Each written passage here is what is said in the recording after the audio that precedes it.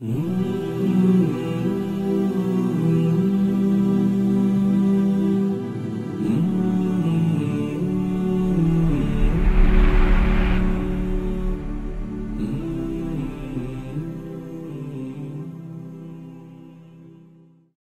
honored to be invited by Dar al-Hikmah, and may Allah subhanahu wa ta'ala give them tawfiq in all of their endeavors and to increase them and reward them for all that they have done to spread this beautiful religion. And it's a reminder to me that no matter what's going on in the world with the people that are trying to blow out the light of Allah subhanahu wa ta'ala, Allah is mutimmu nuri, walau kariha al-kafirun. That Allah is completing His light no matter what the kafirun feel or believe. And so it's also should be some solace gained by us to remind us to continue working for this deen and to spread this beautiful religion no matter what's going on in the world. We know that the hadith says that if the day of judgment, the qiyamah, which is worse than any bill that they can pass in the White House, the qiyamah, if it comes and in your hand is a fasida, a young date palm tree, then continue planting it. So keep doing the work no matter what's going on in the world. So just in the 10 minutes or so that I have to speak about in the first portion, I just wanted to have us contextualize prison da'wah or prison outreach through the light of the Quran and Sunnah. So in the first, in a description of the believers, Allah subhanahu wa ta'ala says in the Quran in chapter 78, 76, ayah 8. أعوذ بالله من الشيطان الرجيم بسم الله الرحمن الرحيم ويطعمون الطعام على حبه مسكينا ويتيما وأسيرا. Allah subhanahu wa ta'ala says, and they feed, describing the believers, for the love of Allah, the poor, the miskin, the yatim, the orphan, and the asir, the prisoner. Now most people have had the opportunity to feed the poor and to feed the miskin, to feed the poor and to feed the yatim, the orphan. But how many of us have had the opportunity to feed a prisoner? And here Allah subhanahu wa ta'ala is saying the description of us, the believers, is that we feed the prisoner, in addition to the poor and the orphan. And Imam al-Qurtubi says that Qatada rahmatullahi alayhi narrates that Allah subhanahu wa ta'ala sent this ayah as an instruction for the people of Badr. That when they took these prisoners, these people that had come to kill the Messenger of Allah sallallahu alaihi wasallam, and to kill the Sahaba, now the Muslims have these people in their hands, these prisoners. Allah is saying, feed them. And the Prophet sallallahu alaihi wasallam ordered that the people do ikram to these prisoners.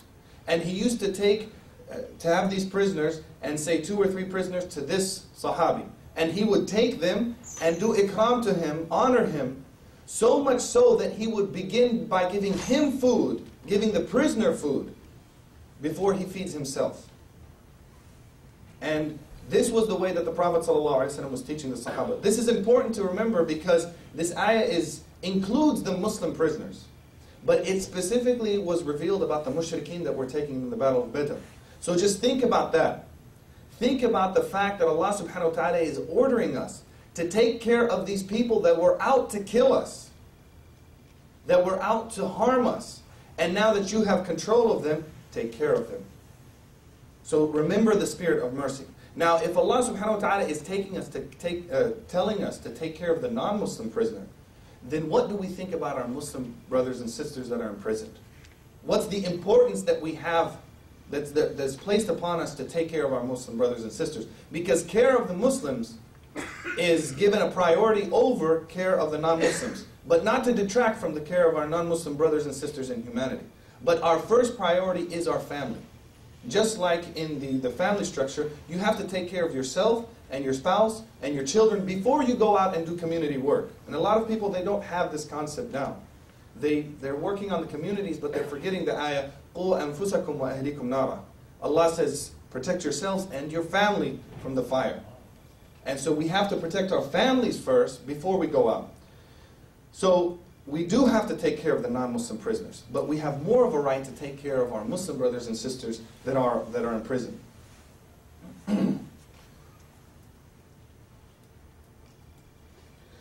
The other thing about this feeding, the ayah says, وَيُطْعِمُونَ الطَّعَامِ, that they give food. One of the understandings of this is the physical nourishment, because everybody needs food. But the ulama of tafsir have also said that this food is not just physical food. It's any type of benefit that you can give to these people. The miskin and the yatim and the asir. And so sometimes spiritual nourishment, or actually all the time, spiritual nourishment is more important than physical nourishment. So if you have a chance to meet somebody that's hungry and that has not received the message of Islam, and you can only give them one of two things. You can either give them some food or you give them La ilaha illallah. And that's somebody just saying, you have a choice. That's a hypothetical situation. But if you were in that, you give them the tawheed first. Because that spiritual nourishment is something that they need more, and that they're in more of iftiqar towards, they're more of need of that, more than that physical food. But the reason why Allah subhanahu wa ta'ala has chosen the word ta'am, according to the ulama of tafsir, is that humanity, regardless of their religious beliefs, they all recognize that we need to eat to survive. Not everybody recognizes that we need La ilaha illallah Muhammadun Rasulullah. We need the shahada, we need tawheed for our spiritual heart, for our heart to survive. Most people don't recognize that. But everybody recognizes that we need food. And one of the shuyukh in Mauritania that I studied with, he's an amazing hafiz of the Quran. His name is Muhammad Ali, and he's also the mu'adhin, Shaykh Muhammad Ali. He was the mu'adhin of the Masjid of Murabat al-Hajj, and he knew the stars like the back of his hand. So he said, he used to always mention this line of poetry that said that people are in disagreement about everything except for hubb al-ta'am, love of food. So whether you're Muslim or non-Muslim, Shia or Sunni, Christian, Jewish, atheist, whatever, there's going to be disagreement on every level except for love of food. We all love food. So human beings, by their nature, they love food. So because human beings across the board recognize the ihsan of food, Allah subhanahu wa ta'ala has used that as a symbol of doing ihsan, of doing good to people. Because everybody recognizes food as a symbol of ihsan. So it's symbolic. It's literal in the sense that, yes, we give food, physical food, but it's also symbolic in getting any type of benefit to those people. So this is why it's important to remember when thinking about prison da'wah, doing da'wah to prisoners. We have to include in our da'wah of the prisons the Muslim prisoners and the non-Muslim prisoners, giving precedence, of course, to our Muslim brothers and sisters. And we have to look at giving them physical nourishment and giving them spiritual nourishment. And through the work that we do in the nonprofit that I co-founded, the Taiba Foundation, we focus on mainly the spiritual nourishment and getting that to the prisoners, but we also bring in physical nourishment through our Eid banquets that we sponsor, and I'll talk about that later, but bringing in halal meat, halal zabiha meat. Because for some people, they've never had that experience. And for some prisoners that take it upon themselves to only eat zabiha, they sometimes go years without meat. I met a brother at an Eid banquet, and he said, this is the first time in 3 years that I've eaten chicken. They'll complement their diet through tuna fish and peanut butter and other sources of protein, but they're in need of food. And even like the nut loaf, the picture of the nut loaf that Imam Khalid showed to you, it's true. What is that stuff? One of the prisoners told me, when I said, what do you use your personal funds for? He says to buy things. I said, like what? He said, like toothpaste. I said, they don't give you toothpaste? He said, they give us tooth powder. Now, has anybody ever heard of tooth powder? And you've heard of tooth powder? Okay. The things that they're giving them, the food that they're giving them, is lacking in nourishment. And so to bring in, they are in need of bringing in, we're in need of giving them physical nourishment. And some of the non-Muslims that attend the Muslim Eid banquets, and when they eat the halal, they really feel it. They feel the benefit of that. And inshallah, that's a way for them to come to Islam. Now, how many more minutes do we have? Break? Okay, so I'll just, can I have 2 more minutes just to finish this? Just to contextualize it. Another thing is, and I'll go back to this, to really understand prison da'wah in the context of the Quran and the Sunnah. So we see the Quran and the Sunnah, the way the Prophet ﷺ has utilized that ayah. Another story, and this is something that every single prisoner, Muslim prisoner, relates to, is the story of Yusuf alayhi salam. And the reason it goes without saying, why is it that they relate to the story of Yusuf alayhi salam? But when Yusuf reached the prison, the first thing he did, they said he found people that had lost hope and were experiencing severe trials. Because the prisons of Egypt were not like the prisons of today. They were dungeons. And these are dungeons in their own right, but you can just imagine the medieval dungeons. So he went into the dungeons, the prison, and he met the people who were experiencing severe trials, and he began to say to them, "Asbiru, have patience, and abshiru, and have good tidings, and you will be rewarded." And they said to him, "O young man, how wonderful are the things that you say. We have been blessed with your company. Who are you, O young man?" He said, "I am the son of Safiyullah, Yaqub alayhi salam. The son of Dhabihullah, Ishaq alayhi salam. The son of Khalilullah, the friend of Allah, Ibrahim alayhi salam. He was Yusuf alayhi salam.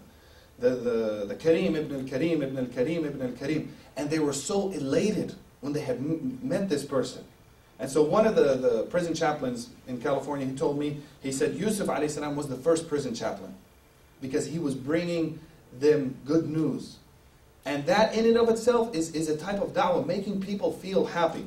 So to really understand the importance of prison da'wah, you have to understand the story of Yusuf alayhi salam, because every single prisoner, Muslim prisoner, relates to that story. So this was prison outreach, what Yusuf alayhi salam was doing. The Prophet sallallahu alaihi wasallam with the prisoners of Badr, the enemies of Islam, he was doing outreach to them. And then also a thing, and I'll end on this point, Yusuf alayhi salam, why did he choose the prison? Why did Yusuf say, "As-sijnu ahabbu ilayna"? Why did he say that? Anybody? To save himself from the women. To save himself from the women, from the trials. Now, a lot of people that go into prison, it's very ironic that even though you see the severity of that state, and that's just giving you a snippet of what it is. In one of the prisons, when you go in there and you hear those steel bars shut, clank, even though I know that I'm going in there as a volunteer and I'm going to be able to go out, it's very eerie to hear those bars clank behind you. And one time I was in a prison and I needed to, akramakumullah, use the restroom, and they showed me where it was, and it's in plain sight of everybody else. And I said, no matter how much compassion I had, I said, I can't do that.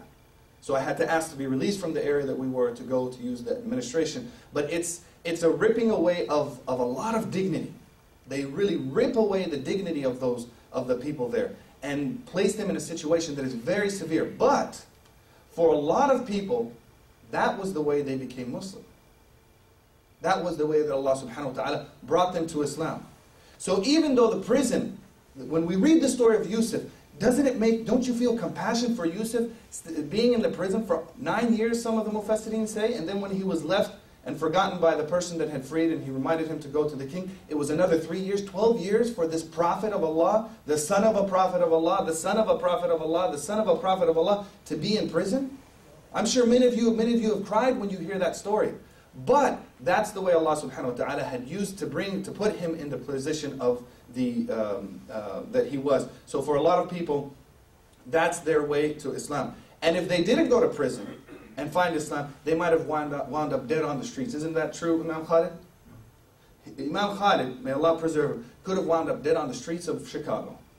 But Allah subhanahu wa ta'ala protected him through the prison and brought him to Islam through that. So it's a interesting situation, but we have to understand that it's not that we're going to support the prisons for bringing people to Islam, but we're going to recognize that that's a system that's in place and try to work within it. So with that, I'll just end this contextualization of prison da'wah through the Quran and Sunnah.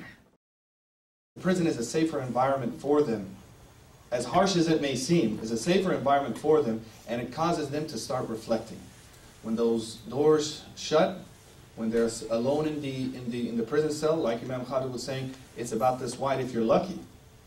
And the double beds with the mats on, the mats if you're lucky, right?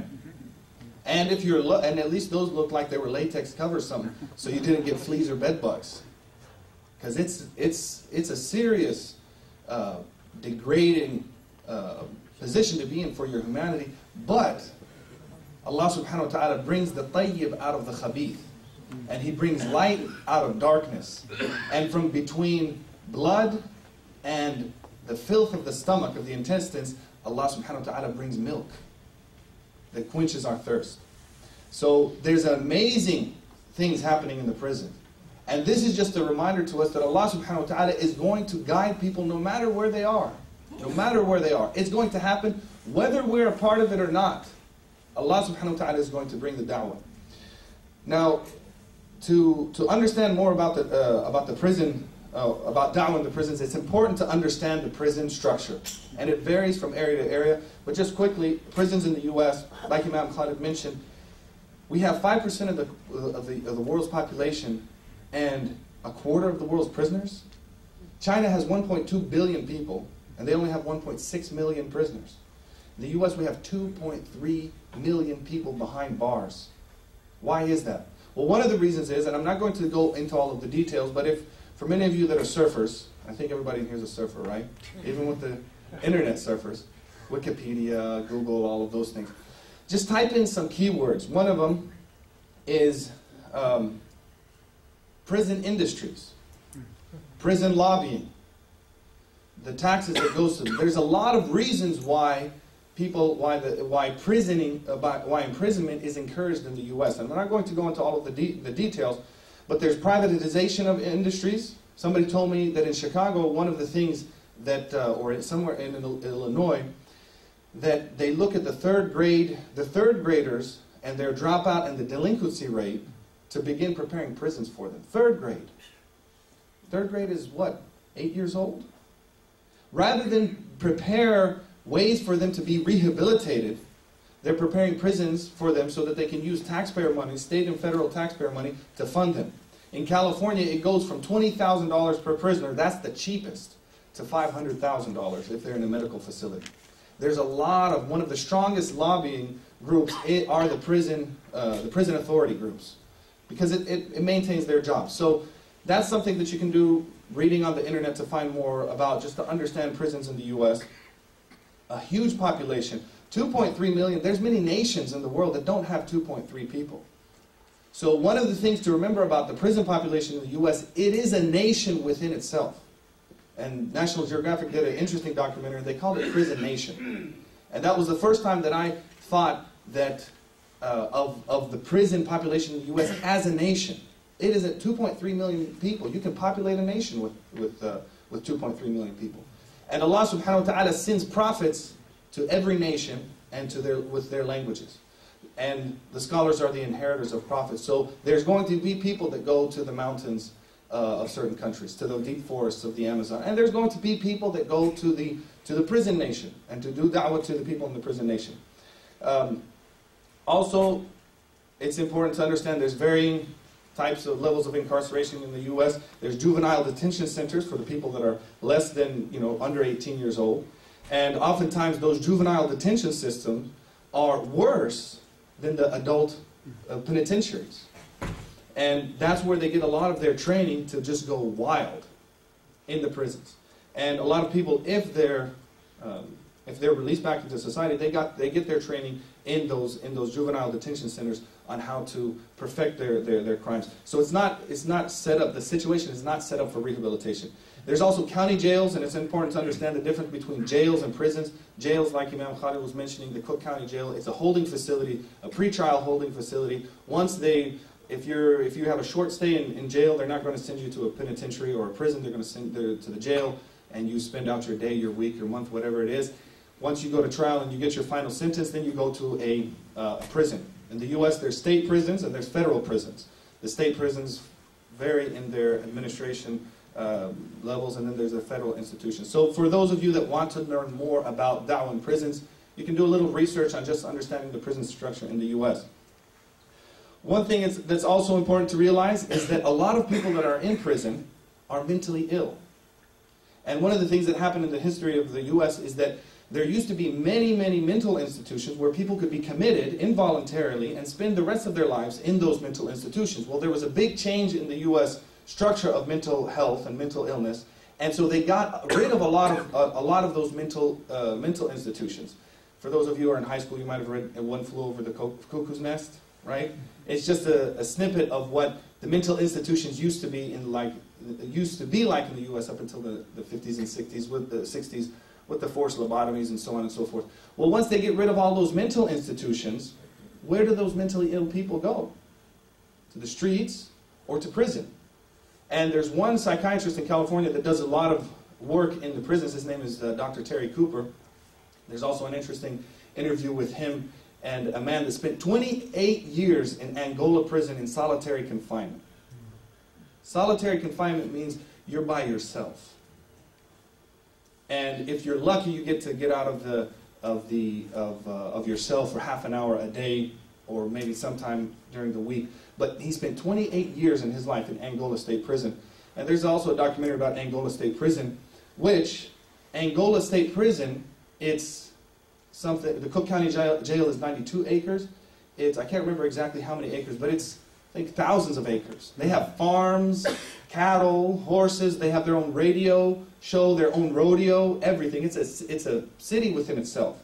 It's called Angola because it was built on the Angola plantation, the place where they used to have a plantation. And it was called the Angola plantation because that's where they used to bring slaves from Angola to acclimate them to American climate and then release them into the slave society. So it's very eerie to see a prison with the majority African American, or a large percentage of the population being African American, and they're in chains with their farming tools on their back, and to see a soldier or not a soldier, but a police officer on the back of a horse with his gun and just leading these men off to the fields.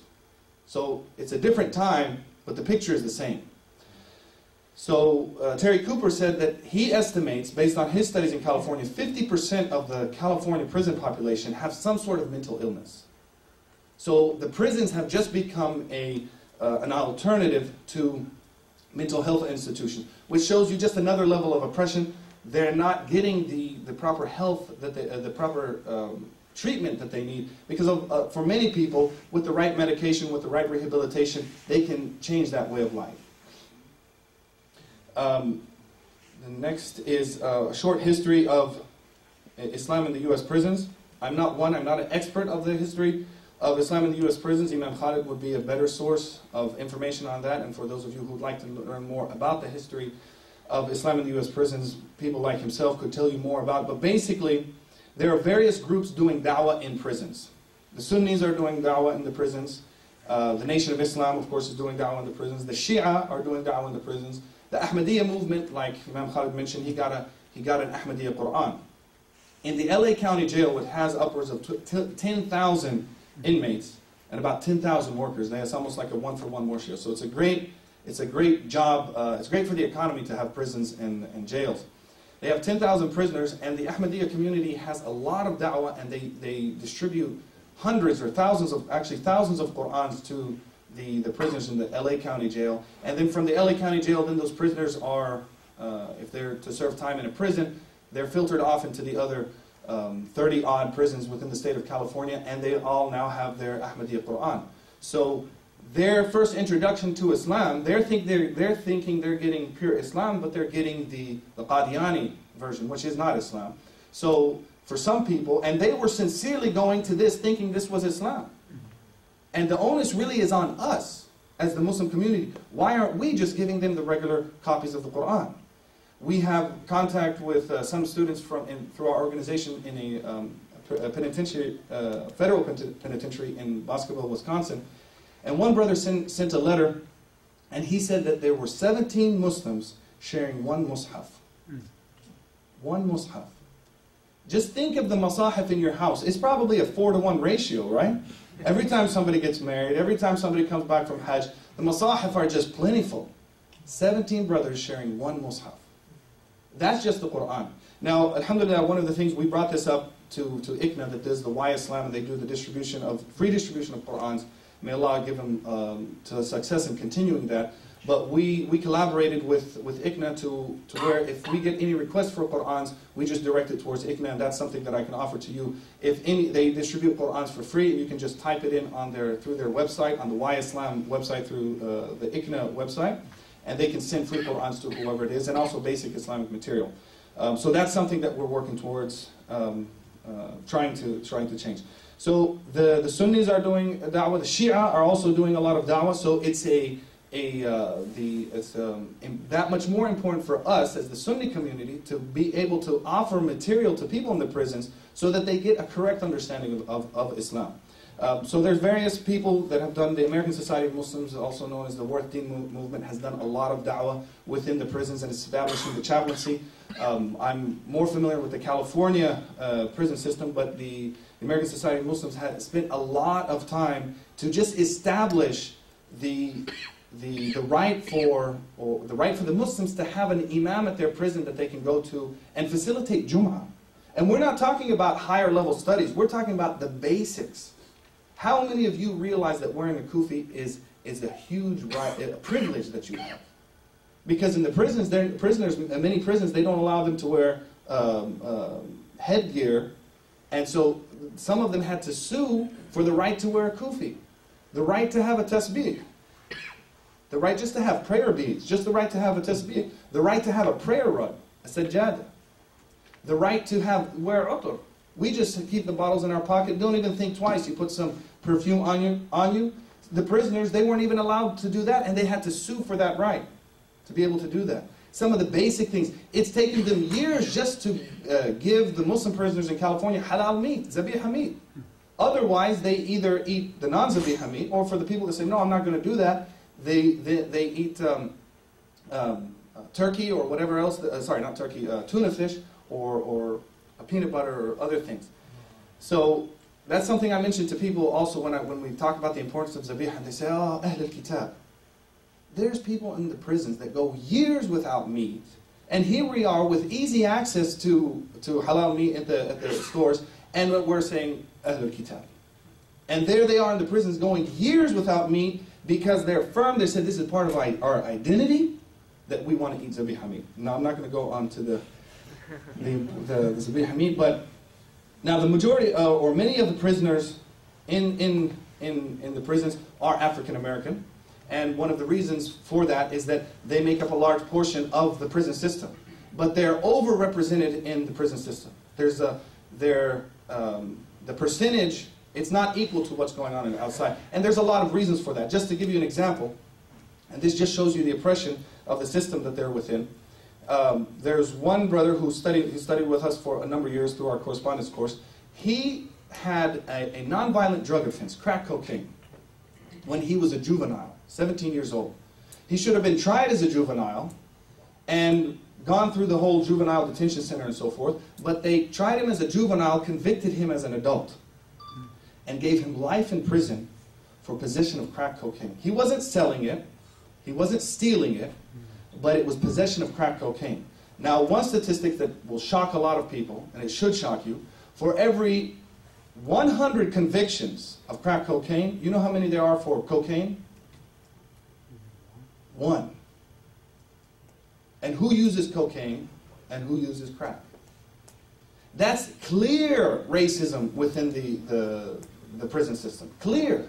And they're trying to change it right now. But that's one of the reasons why there's an overrepresentation of African Americans in prison. It's not because, like some of the critics say, that they're just more prone to crime. No. That's right there in the law. You can look it up on the internet. The system is against certain populations, namely the poor urban populations. So the majority, or many prisoners, are African American. The majority of Muslims in prisons are African American just because a bulk of the prisons are made up of African Americans. But another reason why African Americans become Muslim in the prison, it's the same reason why they become Muslim on the street, is because a lot of them, they recognize that their forefathers were stolen from Africa, brought over here, and they're trying to regain their identity through a connection to where they come from. Now, if they start reading their history and they go back to West Africa, what are they going to find? Muslims. So for a lot of people, they recognize my grandfather might have been, most probably was Muslim. And there was a Mauritanian sheikh who was here in the U.S. and they took him to a dentist who was African American. He wasn't a dentist, who was African American but was not Muslim. So the Mauritanian sheikh was giving him dawah, and so he started telling him through a translator about Islam and so forth. And then he said, you know, you really need to become Muslim. And the man said, you know, if I become Muslim, my mother will turn over in her grave. And the Mauritanian sheikh, Sheikh Khafri, he said, if you don't become Muslim, your grandfather's going to turn over in his grave. Because he was Muslim, most probably. So there's a lot of da'wah going on in the prisons through many various organizations, and a lot of people have established, and I'm not even going to go into that because I don't want to detract from the countless hours that people have spent to establish the chaplaincy and the work of da'wah within the prisons, and alhamdulillah, the majority of da'wah in the prisons is Sunni Islam. Some of the people that become Muslim do become Muslim in prison. Another reality that we have to face as a Muslim community, and as a reminder to us, especially those of us who have children, that many people that go into the prison are born Muslims. And they either come from immigrant families or they come from convert. Their parents converted. And most people, they hear that and they think, oh, not me, not my kid. Right? My kid would never do drugs. The parents that say that, my kid would never, ... do such and such, it's most probably their child that's doing it. I just spoke to a lady a few days ago in the Bay Area, and she said she knows of a family friend who the son, they found out, was doing drugs, and it was sold drugs by another Muslim. And the reason why he was doing drugs is because his parents wanted him to get into high-level colleges, right, universities, pursue a medical degree. He was under so much stress that he started using drugs to deal with the stress. So this is a reality. Muslims that don't really have a constant concern for their children in really in any country, you just take one step off the Sirat al-Mustaqim and it's a sharp fall. But it's the Sirat al-Mustaqim is wide and there's plenty of room for all of us. But it's deep ravines on both edges. And don't think for an instant that you can't fall off, and don't think for an instant that your children can't fall off. So it's very important to bring your children to the masajid, to have them involved in the community, and to be part of their lives. To be part of their lives. You should maintain the authority figure as a parent with your children, but you should also be your child's friend. You should be somebody that your child can confide in you. Because if he's not confiding in you, it's easy to hide things. Now we have internet, text, everything. They could be leading a total double life without us even realizing it. Is that far-fetched? And they could be right there with the computer right in front of you. Gee, acha. Yes, na'am baba. Yeah, oh yeah. Yeah, sure. Right? Right there in front of you. And end up in the prison. So there's people, and I met one brother, he grew up and he spent a lot of time in the madaris within the community here in the US. And there he is in prison. And he was giving the khutbah that Jum'ah that we attended in the prison. And he was saying some days he just wakes up in the morning and just wants to bang the concrete walls that he's in that 6 by 8 foot cell and just bang it. Because he's just frustrated with the reality of being confined. And it's not just confinement, it's just the ripping away of the dignity that they have placed in those prison systems. Now, to go to the next slide about Tawbah. Well, okay, sorry, the Dawah in prison, that was... actually, if you go to the next slide, the Dawah in prisons was about the... If you go back one slide? Okay, so I'll just go through Tawbah. One of the important things to realize about the spread of Islam in prisons is about Tawbah and about redemption and the importance of Tawbah. Because, to be honest, some people need to be in prisons. Some people, isn't that right, Imam Khalid? They're not fit to be on the streets. They're a danger to themselves and they're a danger to others. Am I making for those of brothers that are more expert than me? Correct me if I'm wrong. No? You own the money. I'm on, right? You own the money. There's some people, they need to be in prison. But not everybody that's in prison needs to be in prison. Now, and we recognize that as Muslims, and the reason we recognize that is because of our understanding of Tawbah, of redemption. No matter what you do, there's always a way out. And we all know the story of the person who killed 99 people. And wallahi al-azim, as I stand here before you, Imam Zayd told me that he was in a prison and he gave a talk and he mentioned the story about the man who killed 99 people. The story, for those of you who may not be familiar with it, he killed 99 people. He went to somebody, he said, is there Tawbah for me? The man said, no, there's no Tawbah. He killed him out of anger. How could you tell me there's no Tawbah? Then he went to another person, now he's murdered 100 people. And he went to another man and he told him the story, if you go to such and such city, you can get your Tawbah. He died along the way.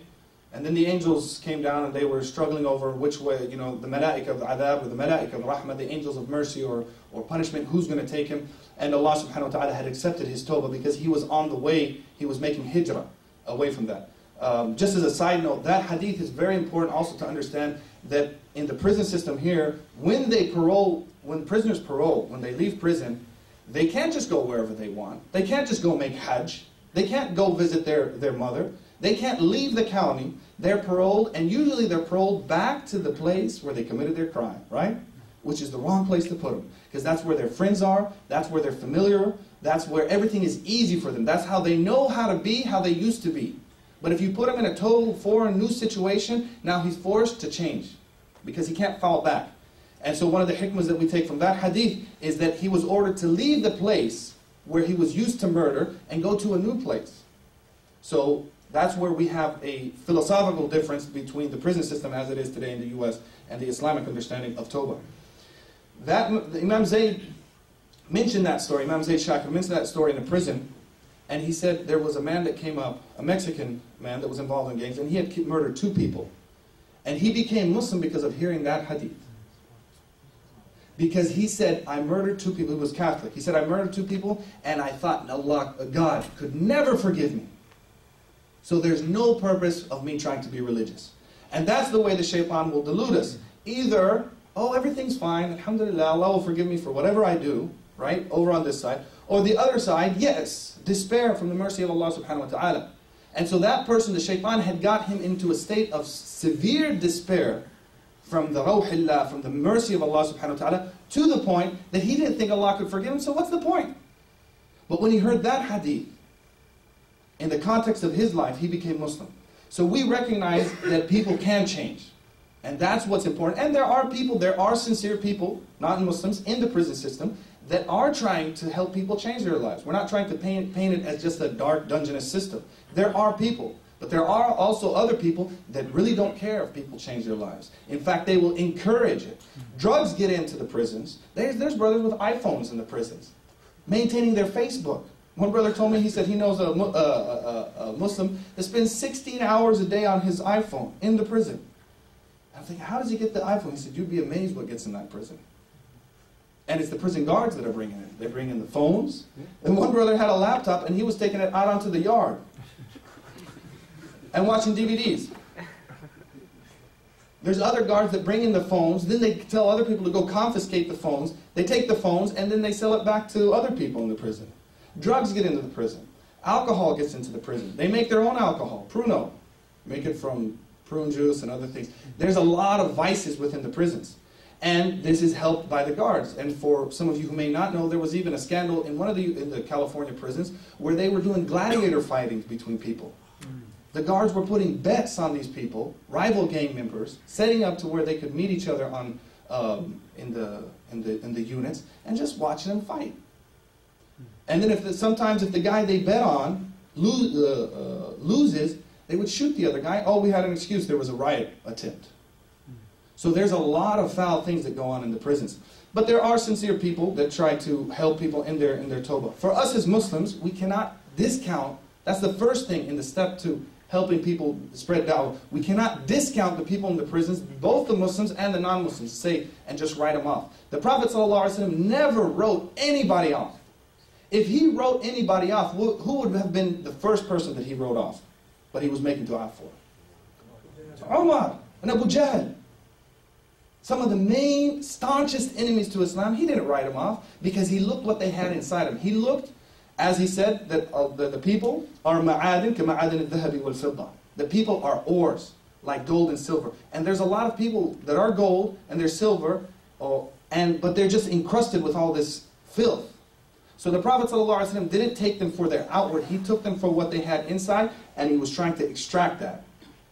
So we cannot discount anybody, and we can't even discount ourselves. Don't discount who you are, because you might have something in you that Islam can bring it out and polish it. So that's what we have to realize when we're doing da'wah in the prisons and when we're doing da'wah anywhere.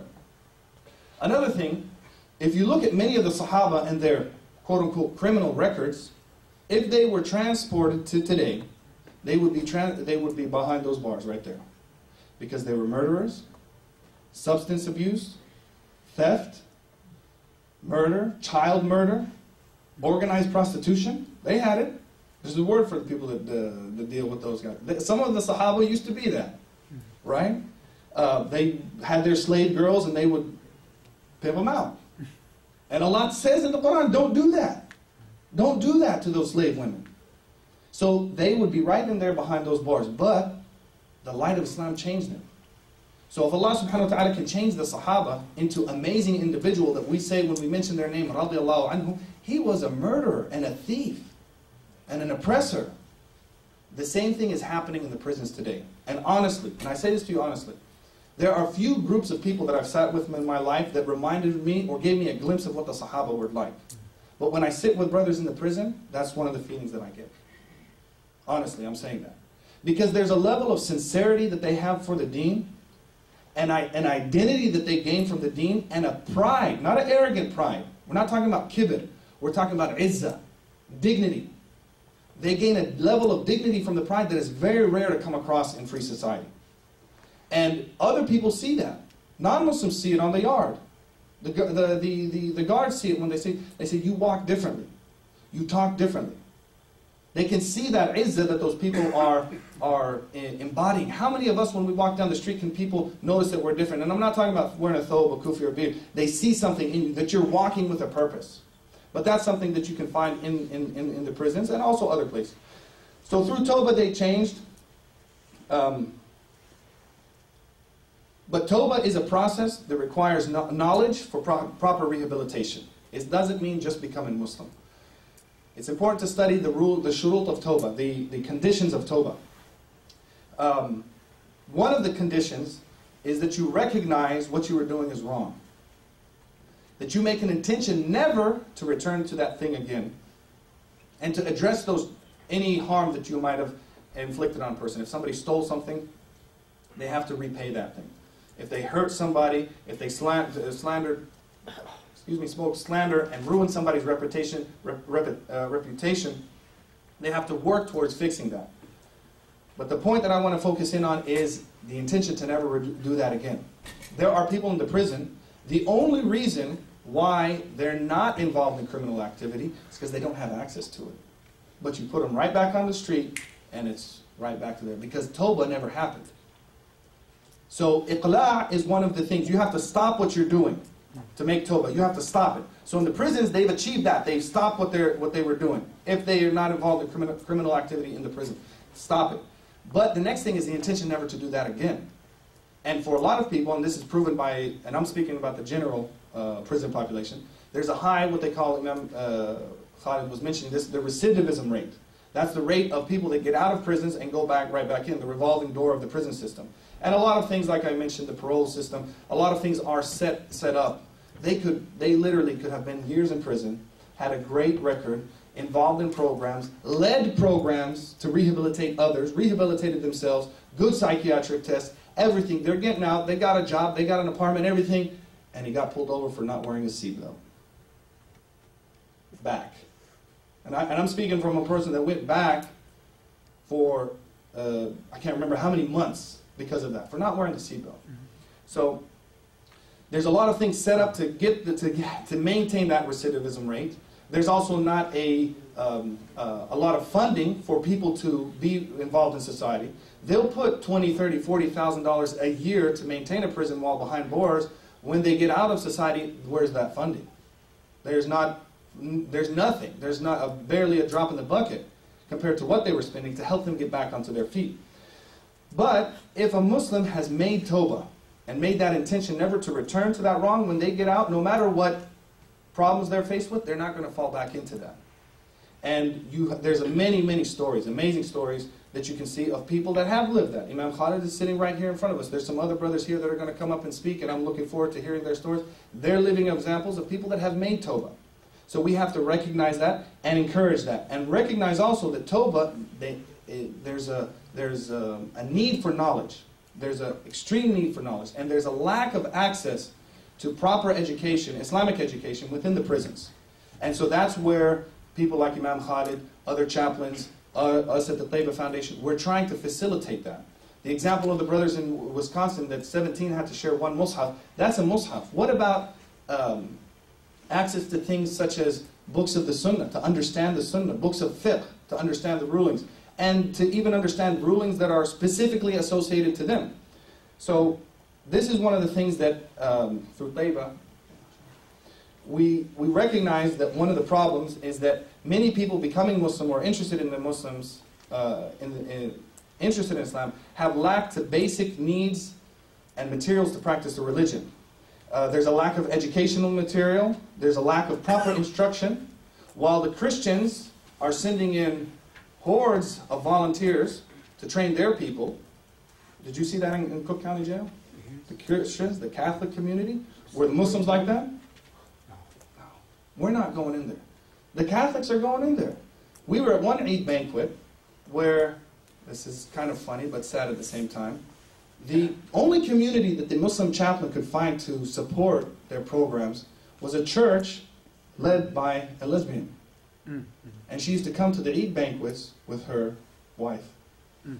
And yet she would give them blank checks. You need Sahih Bukhari? Here you go. 6 yards? 6 copies. Tirmidhi? Here you go. What else do you need? Qurans? Here you go. $3,000 for halal meat for the Eid banquet? Here you go. And show up to the Eid banquets with a contingency of people. And I watched them come in, and they didn't, like, we were with a group, we all kind of sat at the same table. There was about 10 of them. It was each one at a table. So the Christians are doing a lot of prison outreach. Us as the Muslim community, we don't have that same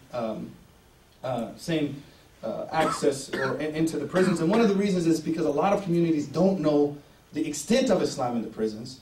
Whereas in the African American communities, they're at a stage, they're at a much more advanced stage than many of the immigrant community, because they've been doing this work for decades.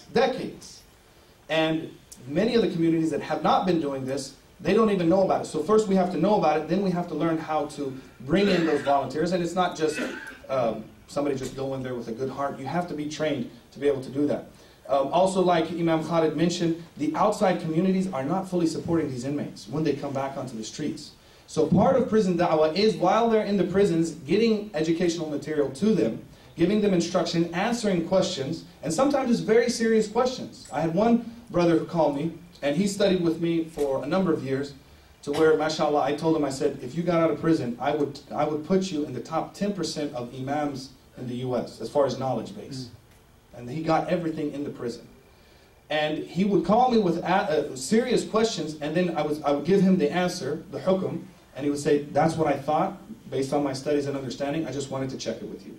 There was one person who was a white Muslim, and in the California prisons, it's very segregated to the racial lines. It's so segregated, if you cross over, it could mean the death penalty to you. So if this white Muslim was seen, isn't that right, Imam Taha? Right? Imam Taha is an old friend of mine from, beautiful to see him here, from Amir Tahir, originally from the Bay Area. You could be killed as a white person for hanging out with the African American community. The majority of Muslims in the prisons were African Americans. So if you're a Muslim hanging out with the Muslims, that's not the way the prison population sees it. They see it as a white man hanging out with the brothers, the African Americans. And it meant death to him. He couldn't give salams to the Muslims. He couldn't even, I said, well, could he pray on it? Because his question was, how does he do his prayer? And I said, well, the person that's in a situation like that, they can just pray sitting down. They said, well, what about wudu? Because if they see him doing wudu, they know that he's a Muslim, and they would kill him. The Aryan Brotherhood. And then I said, okay, well, can he pray I said, can he pray standing up with just his eyes? He said, that's not the issue. The issue is wudu or tayammum. He can't do anything. Even when he would walk by a Muslim, it might be, I'm a Muslim. And so he was in a situation where just to be able to pray, he feared for his life, and he ended up not praying, which was his hukum, because he feared for his life. So, we at the Taiba Foundation, we aim to provide high-quality Islamic education, not just send in a bunch of pamphlets and expect them to understand that and not have access to somebody that can answer their very specific questions. Like, what do you do if you're in solitary confinement? This one brother asked me, and you don't have water to do wudu, and you don't have anything to do tayammum on, and the walls are covered in human excrement. What do you do?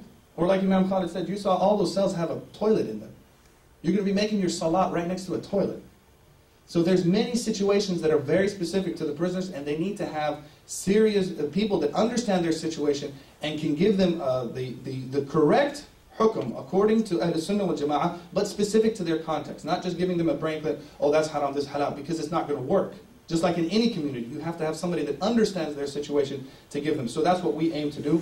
We also aim to provide rehabilitation programs, not only for Muslims, but also for non-Muslims, as a type of da'wah, like I mentioned in the first situation, in the first session, that giving people food is not just giving them physical food, it's giving them spiritual nourishment. And there's some people that they just need proper rehabilitation. Some of our top students have developed a program called the Timeless Program that's now actually being recognized by the state of California, and they're going to work towards implementing it in other institutions. And we've sponsored the brothers working on the Timeless Program, sending them money, books, and other material to use for their programs.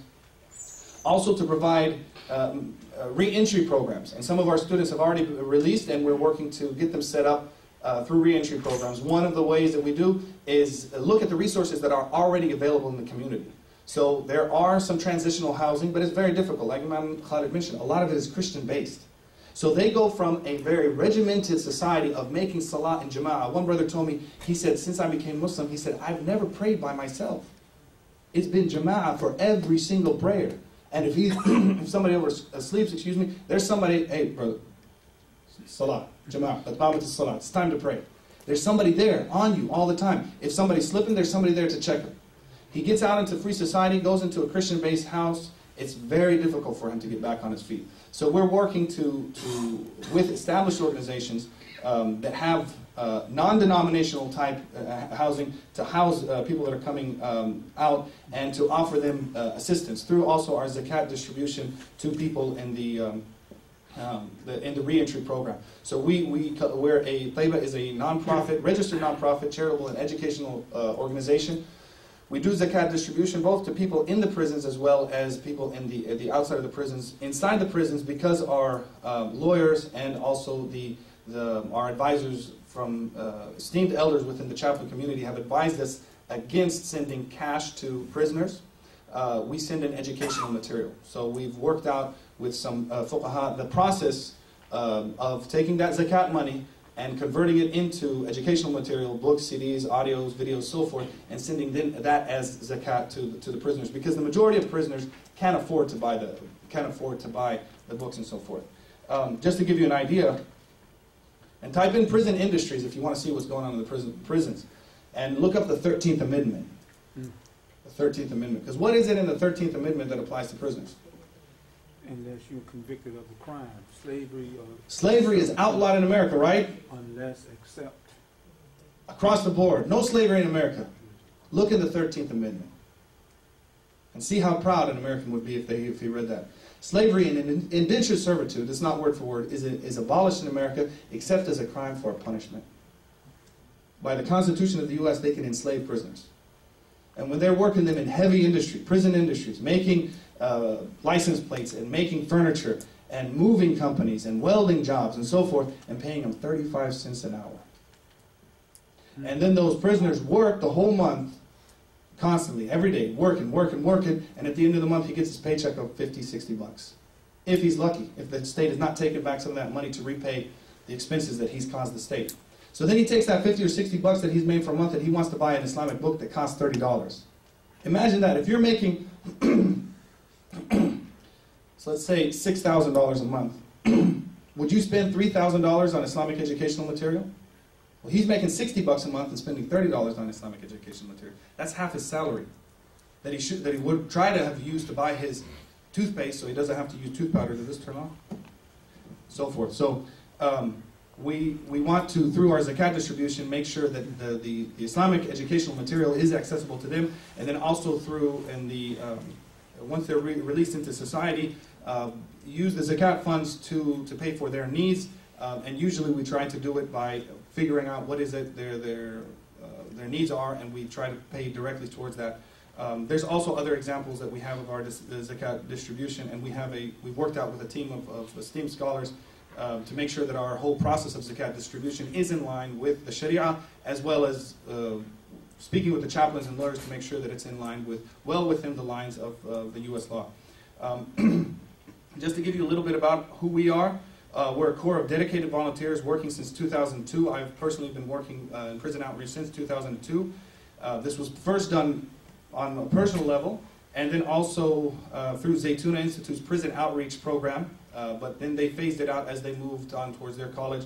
And from there, we continued the work on a personal level, just individual volunteer level. And then we established our nonprofit in 2008. One of the things that we are doing is working with other communities as a bridge to help prison outreach. Because it doesn't make sense to have every single masjid or every single community developed a prison outreach program. Because it's a highly niche, highly specialized area that it would be impossible for every community to have. So similar to what Dar al-Hikmah does in their philosophy, as I understand it, rather than having one location, they go from amongst the masajid that are already established, and they utilize that underutilized space. So what we do, and we've already contacted a number of organizations within the Bay Area, we approach them, we say, do you have a prison outreach program? Most of them say no. They have a stack of letters from Muslim inmates. They have people that come to the masajid, and we say, just outsource your prison outreach to us. So we don't have to have a location to do our prison outreach, other than our office to maintain organization and so forth. But we don't have to have actual location where we're paying high rent and so forth. We're actually working in an office right now that's donated. So we want to act as a bridge with other communities and network. There's many, many different people around the U.S. that have been doing this before Taiba Foundation, and there are our respected elders, and we want to make sure that they know that and that we respect that, and we're looking for their advice. We teach inmates through correspondence. We're also developing Islamic curriculum. We network with communities to act as a bridge, sponsor Eid banquets. One of the things that we've also done is worked with a collaboration with ICNA, who does distribution of zabiha meat from the Eid, the Udhiyah meat. And rather than us going through the whole process of collecting the community's money, going to the farms, slaughtering it in accordance with halal and USDA standards, freezing it, shipping, and so forth, ICNA does all that. We work with the prisons to see who needs the meat, and then they ship it out to those places in refrigerated trucks. So you can, on the ICNA Bay Area chapter website, you can find a program called Feed the Prisoners. We've taught a number of students in a number of state and federal facilities who have in turn, by a conservative estimate of our students, reached hundreds of people through da'wah and teaching. We've developed the majority of our curriculum that we use for the prisoners. And just to give you an example, one of the prisoners that was released after participating in our program, he met an imam, and he wanted to study with him a book that he studied through our correspondence course. The imam, who was an esteemed imam from a very reputable community, said, "What? I didn't know there was a book about that." When he told me that story, I said, "Look, brother, you were in the middle of a prison, and you had access to material that most imams don't even know that book exists."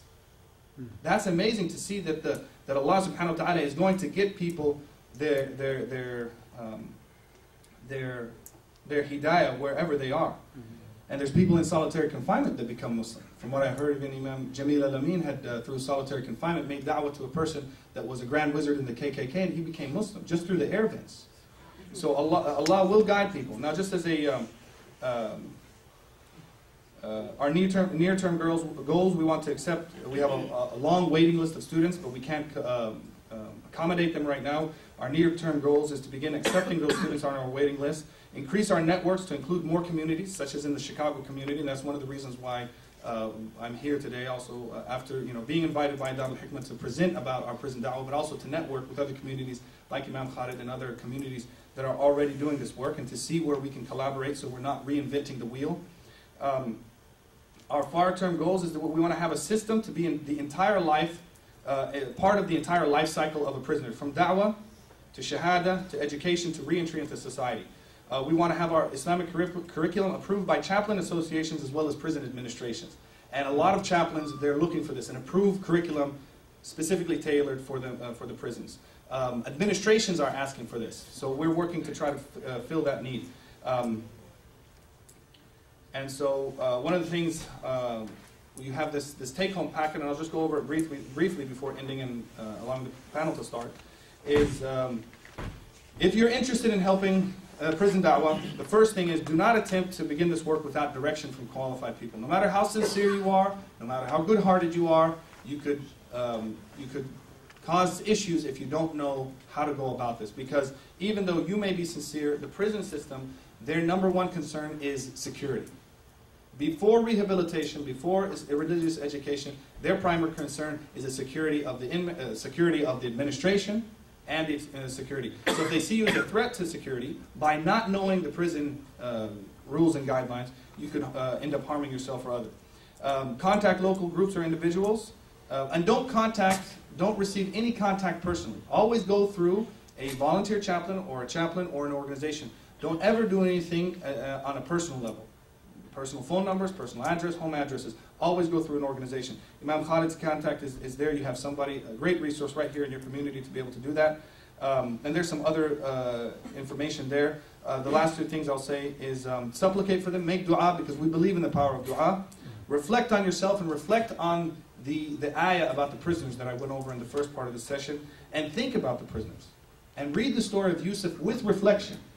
Because Yusuf alayhi salam is the symbol in the Quran of a Muslim prisoner. And feel for them.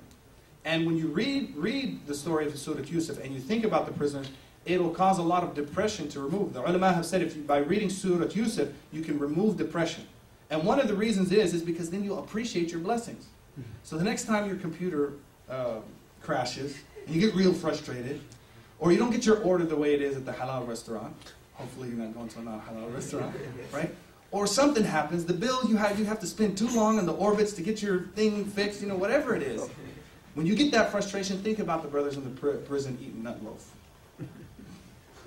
Praying in those prisons, in those cells right next to the toilets. Trying to save themselves when a war breaks out, when a prison riot breaks out, just to save themselves so they're not involved in that. So just reflect on that and reflect on your blessings. And again, it's a pleasure being here and an honor to be here and speaking to you. And I'm not the most knowledgeable person, I'm not the most person in a state to be speaking, but that's just the way things have worked out. So I asked Simah, please excuse me for those of you who are more knowledgeable than me, people that have more taqwa than me, people that have more experience than me, and I hope to be just a part of the Muslim body, like Brother Brian was saying earlier. We're all part of this body, and part of our body is in the prison, and we're just trying to help those people. And we'll answer any questions that you have in the question and answer session. Subhanakallahumma wa bihamdika, ashhadu an la ilaha illa anta, astaghfiruka wa atubu ilayk.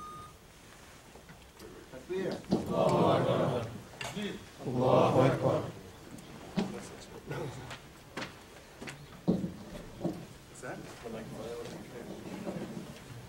Jazakumullah khairan.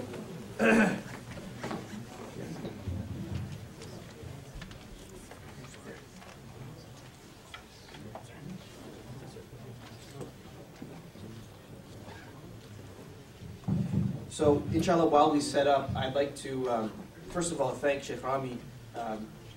Whenever we call guest speakers, it's always a pleasure to meet scholars from around the United States. Of course, appreciate them from coming from so far away. But it's amazing, subhanAllah, the experiences of different people in the United States. One thing that prompted us to even hold this workshop was a discussion I had with Imam Khalid about how underdeveloped the prison dawah system is in Illinois. Even though we have the arguably oldest established community in the United States, especially in the African American community, this is like the center of so many groups. And the Nation was based here, the Warthi Muhammad group was based here. It's amazing that despite the large Muslim population and despite all of our experience as a community, we have such an underdeveloped system. And in California, we just got a glimpse of how much is already going on and how how many results they've already seen. One of the things that we want to do through the Hikmah is, of course, network with organizations that are doing something practical so that we can become a part of that process. And if you can imagine, I just want to tell you just one personal experience that really, personally got me aware of the possibilities in prisons. Not like the plight of Muslims in prisons, but the possibilities as well. When I was studying in Pakistan and my final year of study, I met an individual, a scholar, who even by face didn't play the part. just really common looking man. And I met him and I was speaking to him, and the more I learned about him, the more I was shocked. One thing in conversing with him I found out was that he was a graduate of a madrasa, highly trained, and that he single-handedly had developed a system of education for Muslims in the Pakistan prison system. And he had set up already such an established system that they had a madrasa system throughout Pakistan's jails, where there were people coming out of prison having graduated from a Madrasa Nizami system. So they were coming out scholars. And they had a wifaq, like a board, that was examining, that was testing all of these students of ilm in the prison system. And so they were coming out at 4th year, 5th year, 6th year level. Some of them had already graduated, but they had requirements for their reformation to go and to spend some time in a spiritual lodge or khanqa or in tabligh. And it was one of the conditions that as part of the process. But they had developed a system.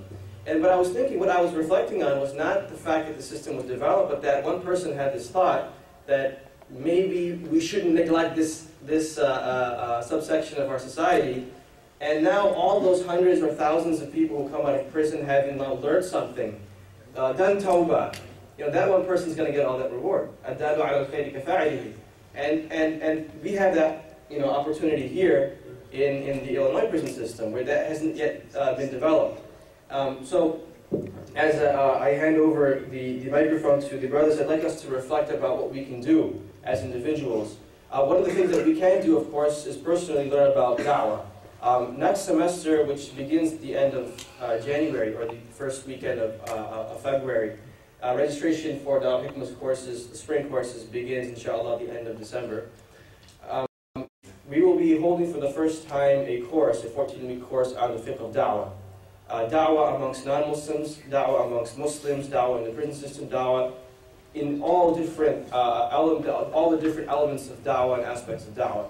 And I think it's very useful. In fact, I would consider it to be a fard ayn, because Dawah is something that is obligatory for everybody, regardless of where you are. If you work in the corporate world, you work, or you're at school, or you're a teacher, you're a professional. Regardless of what position you hold in society, you always have opportunities to call people towards Islam, to share what you have been gifted by Allah subhanahu wa ta'ala. And so there are some rules and there are some regulations and there are some principles and guiding lessons that we can learn from the life of the Sahaba, radiallahu anhum, from the life of the Prophet and the Prophets, Abu alayhi salatu wasalam. And so we will have a course, a 14-week course designed specifically for that purpose. Inshallah ta'ala, we will open registration at the end of December. So I highly encourage everybody to sign up for that program, for that course. And also look at the website, inshallah, within the next week we'll have a full course listing of spring semester. All of the 8 courses that will be offered, inshallah, in spring. And so registration begins at the end of December, but please do register quickly because we don't want seats to fill up before you get an opportunity to sign up. And with that, I'm going to ask each one of the brothers of the panel to kind of share some of their personal experiences for about 5 to 7 minutes, inshallah. And then, okay, the sister's going to ask if they can write their questions out and pass them to the brother's side, inshallah. We have someone collecting the questions. Then we can address those questions afterwards. So we're just going to spend a couple of minutes, inshallah ta'ala, listening to the stories of these brothers, and then I'm going to ask them a couple of questions myself, inshallah. And then also, Shaykh Rami, afterwards I'll ask him also to come up, so if you have any questions that you'd like to direct to him, that you can be asking him some questions as well. Jazakumullah khair.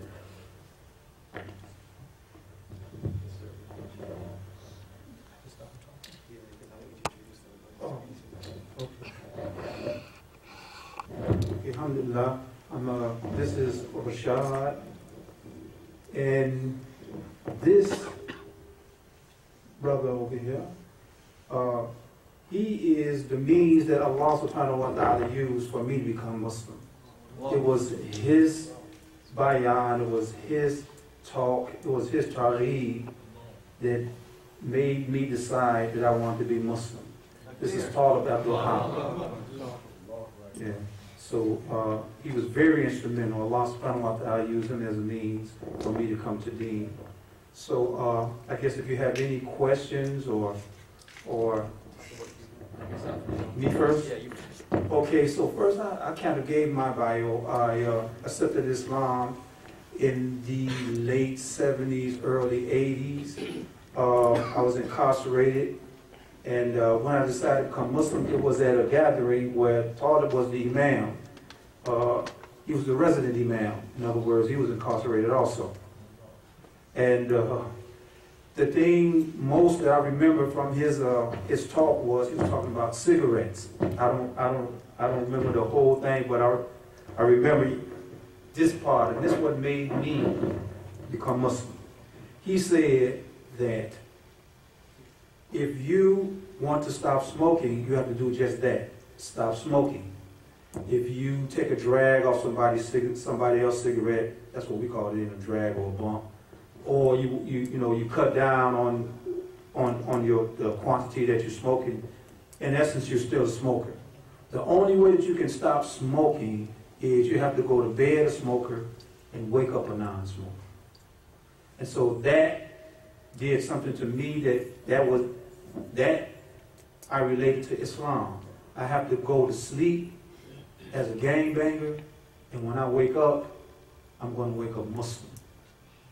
And that's how it happened for me overnight. As we say, I just flipped the script. So everything that I learned from the streets and all that, I turned that over to Islam. So as serious as I was carrying it in the streets, that's how I'm serious that I'm carrying in Islam. The way I showed my colors in the street is how I show my colors in Islam. So I put the turban on, and I actually, first time I put the turban on, I was incarcerated down in southern Illinois in a place called Vienna.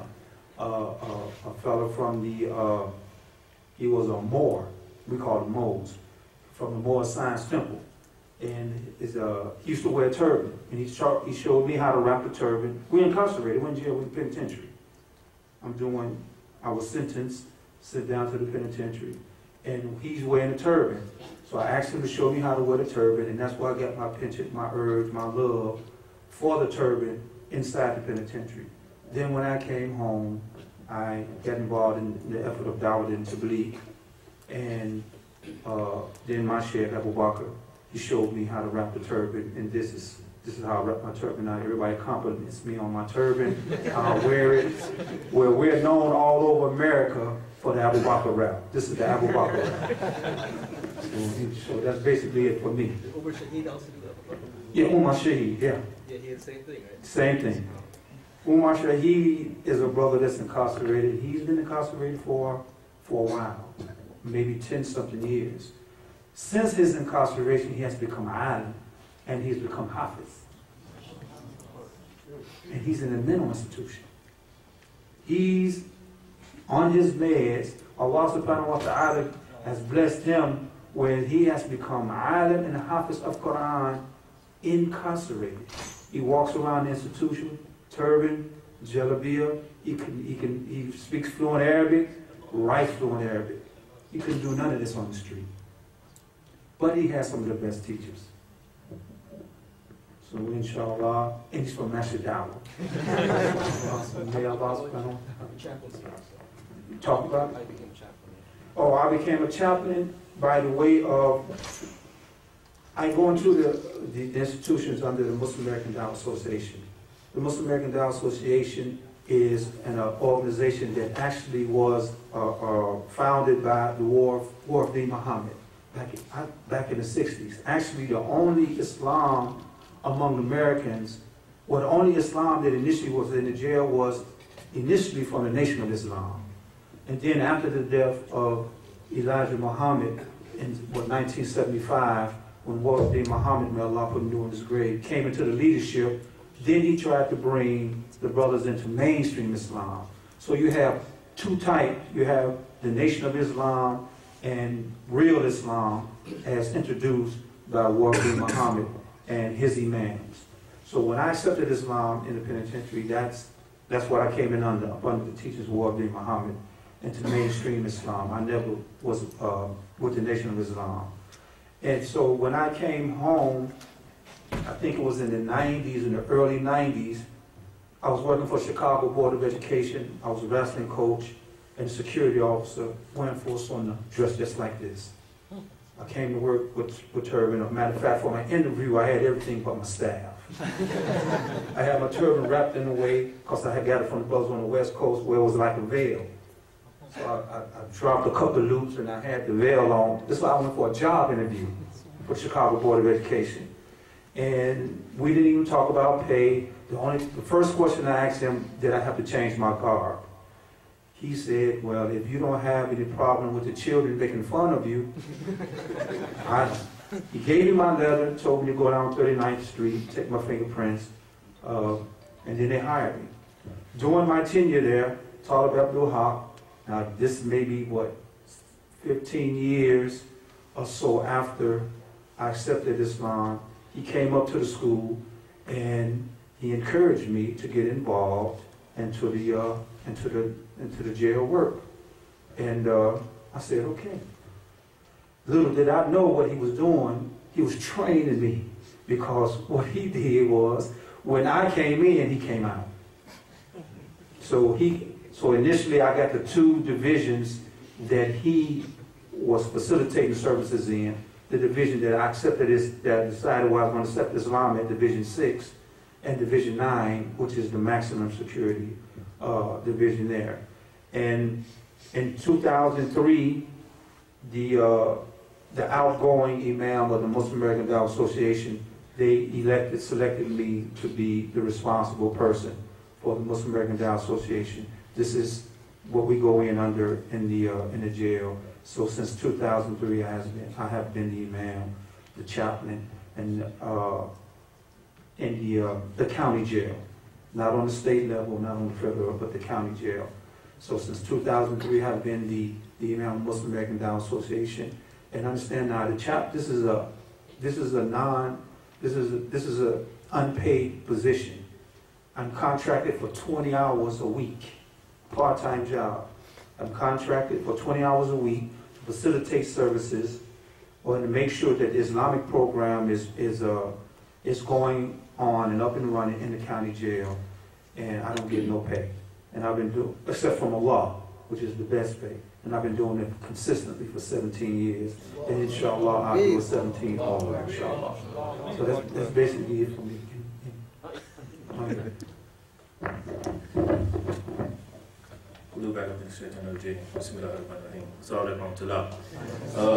My situation is totally different from my brother Khalid, brother Talib.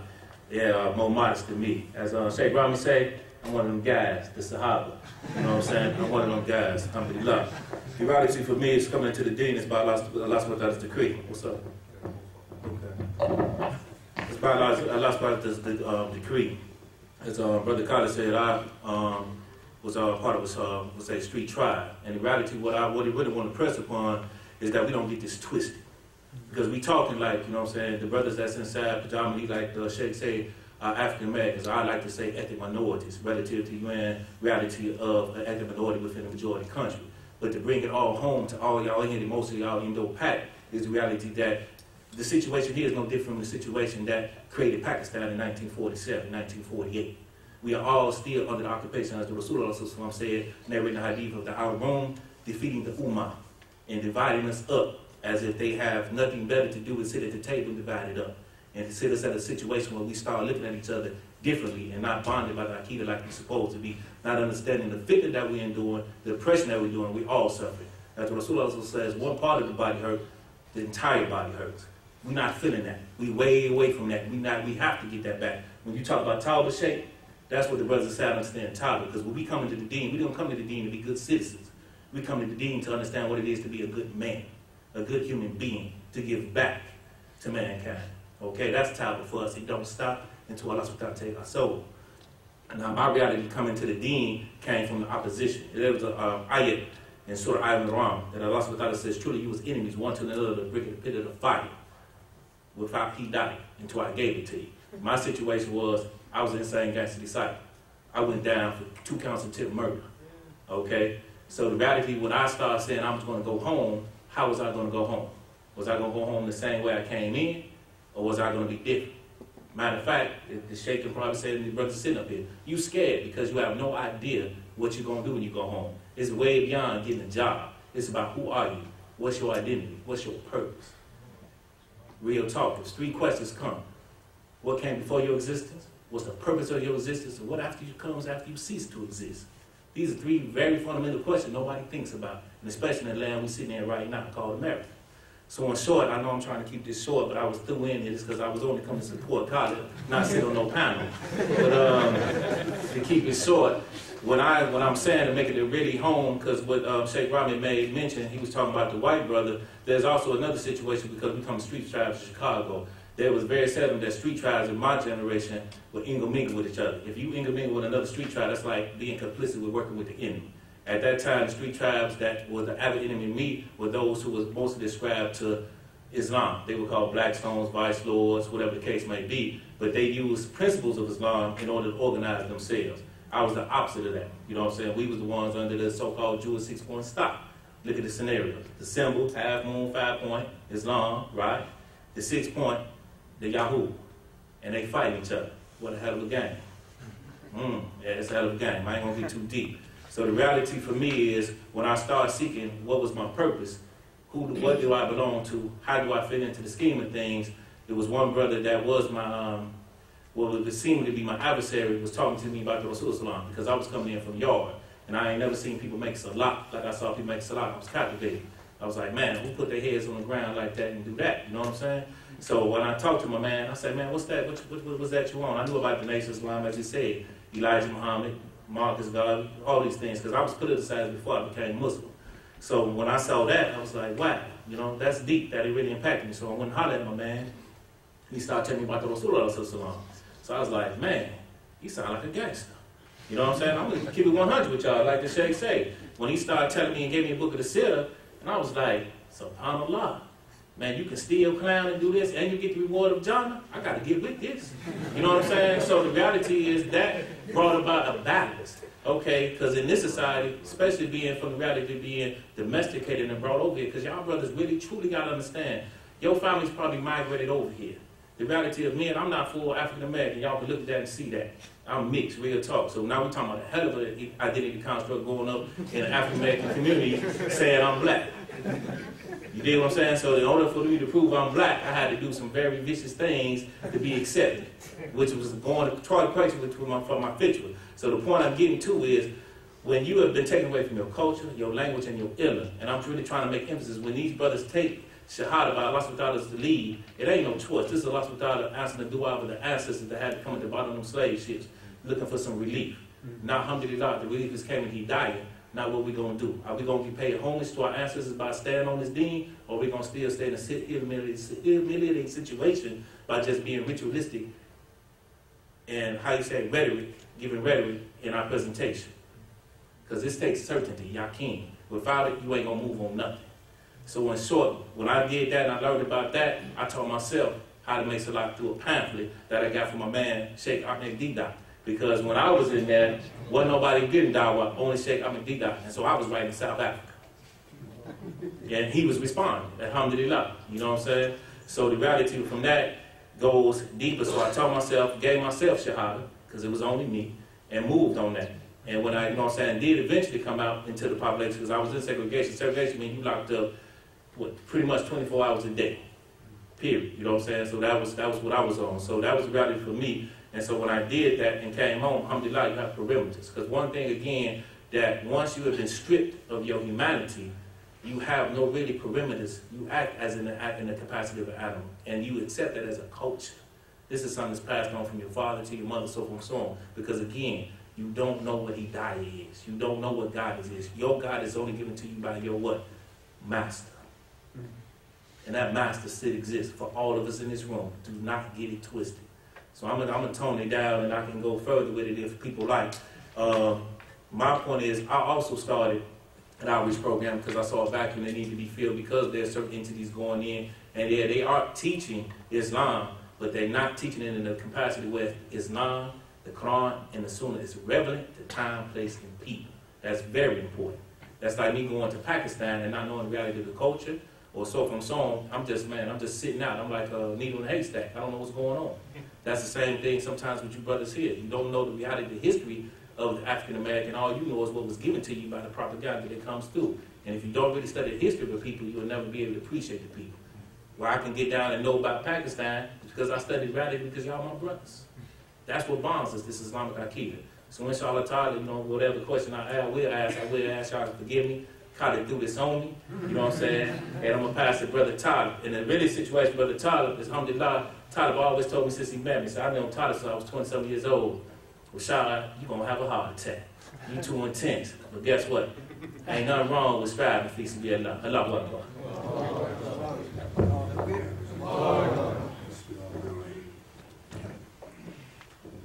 I wanted to clarify something. You know, it's been mentioned a few times that if you were incarcerated, you could relate to Yusuf alayhi salam. See, if you were innocent, you could relate to Yusuf. See, you know, let's not get that twisted. See, just being incarcerated, you know, and for a crime you committed, you know, that's different. That's a totally different ball game from Yusuf alayhi salam. See, so let that sink in. You see, and I'm one of those who can relate to Yusuf. Okay, I was locked up and I was innocent. Totally different ball game. 2 years locked up for armed robbery murder that I knew nothing about. Knew nothing about, no involvement with it, knew nothing about it. But in my 62 years, that was the best time I ever had. That was the best thing that ever happened to me. Being locked up for a crime, an armed robbery murder that I had nothing to do with it, didn't know anything about. But that's what Allah Ta'ala used to get my attention. That's what he used to get my attention. While I was locked up, I heard two brothers were talking. And one of the brothers who was, recently, he's recently made the transition, what we call the transition from the Nation of Islam to True Islam. Okay. And he was telling this brother, he said, no, Elijah Muhammad, he was not the last messenger of Allah. He said that was a falsehood. Now, you know, ordinarily, you know, that type of conversation was furthest thing from my mind. That didn't, you know, that wouldn't have never interested me. But I know that I used to hear on the radio certain advertisements when the Nation of Islam was going to be at, like for example, Medina Temple. This was back in the 60s. I used to hear about these advertisements on the radio.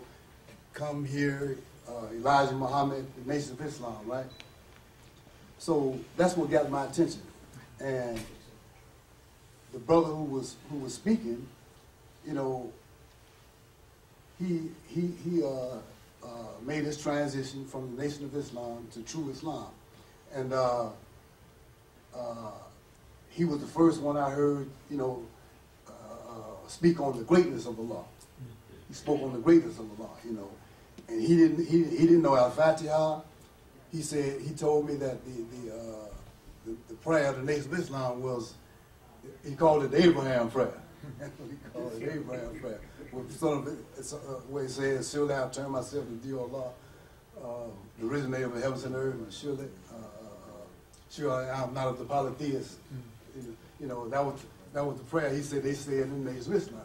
So he taught me this prayer. And that's all I knew, okay? But to make a long story short, I want to mention how you know it's very important that we keep our minds, you know, uncluttered with nonsense, you know, because Allah continuously shows us, try to show us signs, send us signs, and if our mind is cluttered like a blackboard, you continue to write on the blackboard, and you don't erase it, so it gets cluttered. And then to the point where you can't get anything else on you can't write anything else on the floor, on the blackboard. So likewise, our mind is the same way. You know, you can have your mind cluttered with nonsense, and and you miss the signs of Allah. And so I had a public defender, right, and the judge I had was known to be a racist. His name was Mahala. Okay, so when my attorney came to visit me once, you know, I told him I'd like to get a change of venue, have my case brought before another judge. Okay, and brothers, you know, there was a judge at that time. His name was we were aware of. His name was Judge R. Eugene Pensham. And he was known to be a law judge, right? So when I was telling my attorney that I'd like to get a change of venue, in my mind, I was saying to myself, I sure would like to get Judge R. Eugene Pensham to hear my case. So when my attorney returned to me to return sometime later, and he told me that I got to change the venue, and it was before Judge R. Eugene Pensham, I took that as a sign, you know, that I'm about to get out of here, okay? Now, you know, during the course, I must have accepted Islam maybe the first 3 months I was locked up. And I was locked up 22 months, to be exact. And, you know, as someone mentioned how the guards and the other inmates, the respect they give Muslims, you know, I've never received so much respect, that type of respect from the guards, the gang bangers, the chiefs of the gangs, you know, and you know, it had reached a point where it no longer even mattered if I was going to be found guilty or not. It didn't matter anymore, okay, because I knew that I was innocent, and when I became Muslim, I understood clearly that Allah Ta'ala knew I was innocent. Okay, He knew I was innocent, and I would often say, and when I was giving dawah to people, I would say that if Allah allows me to be convicted for a crime I didn't commit, it's got to be a profound reason for that. And I would just say sometimes, you know, maybe He would want me to be convicted, sent to the joint, and maybe there's one particular brother He wanted me to reach. One particular brother He wanted me to reach, and then He began to open doors for me, and I'd get out on appeal or something, you know, or I just stayed in there. But the point is, it didn't matter, you know. You know, just like, and I reflected in the story of Yusuf. You see, the story of Yusuf, it meant a great deal to me. See, I was one of those who knew what he felt like. You see, if you were locked up and you were guilty, don't get it twisted. You don't know it. You can't feel, you can't understand what Yusuf experienced. So don't get it twisted. You have no idea what Yusuf was experiencing if you were locked up and you committed that armed robbery. Yes, sir. You committed that murder. You understand? You were guilty. Yusuf was innocent. Yusuf was innocent. So I'm one of those who can relate to what Yusuf was experiencing. You know what I'm saying? They're not the same. It's not the same. It's not the same at all. You know. So please let that sink in. You know. And so anyway, they elected me as, you know, the brothers from the streets used to come in and give the dawah from Imam Muhammad's community, right? And that's the community I became a part of, okay? And the brothers selected me as their resident imam because, you know, I was one of those brothers that when I accepted Islam, I couldn't keep my mouth closed. I want to give everybody Dawah. I couldn't be quiet, you know. And I had a wonderful time, you know. I mean the tall respect that I received from the staff, you know, from the guards, the inmates, you know. It was once I had a cellie, and he was a Caucasian, he was a white boy, right? And he was a drug addict, you know. His name was Louis Pinozo, I never forget his name. And one day we were in the day room. I was sitting watching the news, and one of the chiefs of the gangsters up there, his name was Booney Black. His name was Booney Black. Okay, and he was sitting over here, and I was sitting over here, and one of his people was sitting over here, and we watching the news. So this guy got up, all right, and left, and Louis Pinozo came and sat there. Now keep in mind, I've been giving Louis Pinozo Dawah. He's my cellie, right? So the guy came back and told Louis Pinozo, he said, "You in my seat, man." Louis Pinozo, I've been sitting there for the longest. I've been sitting here, and he had, the guy had been gone, you know. So he said, "Man, this is my seat. Get up out of my seat. This is one of these gangsters now, all right?" And Louis Pinozo, he's standing his ground. He said, "No, I was sitting here." And then he looks at me. Louis Pinozo looks at me as if to say, "Now wait a minute. Now all this Dawah you've been giving, you know I'm right, okay?" And he said, that's what his expression is saying, you know. And so I said, "Brother, you know, he was sitting. He's been sitting there, you know." And the brother said to me, the gangster said to me, he said, "Hey, brother, you know, you really should stay out of this, you know." Before I could say anything else, Booney Black said to this man, he said, "Man, get up out that seat. That's that man's seat. Get that man his seat." You know what I'm saying? No, I'm sorry. He said, "Leave that man alone. Leave that man alone. That man been sitting there. Leave him alone." So I didn't have to say another word. And it was peace on the deck. Booney Black told him, "Leave that man alone." Okay? So that was justice, you know, and I didn't have to say a word. I didn't have to say a word after that, you know. So, you know, I was finally, you know, I went to a trial. I had a bench trial because one of the reasons I wanted to have Judge R. Eugene Pincham as my judge, because he was known to be a law judge. He was known to judge your case by the law, okay? And at the trial, I didn't have to open my mouth. I didn't have to say a word. And I had you may not believe this, but I had two eyewitnesses.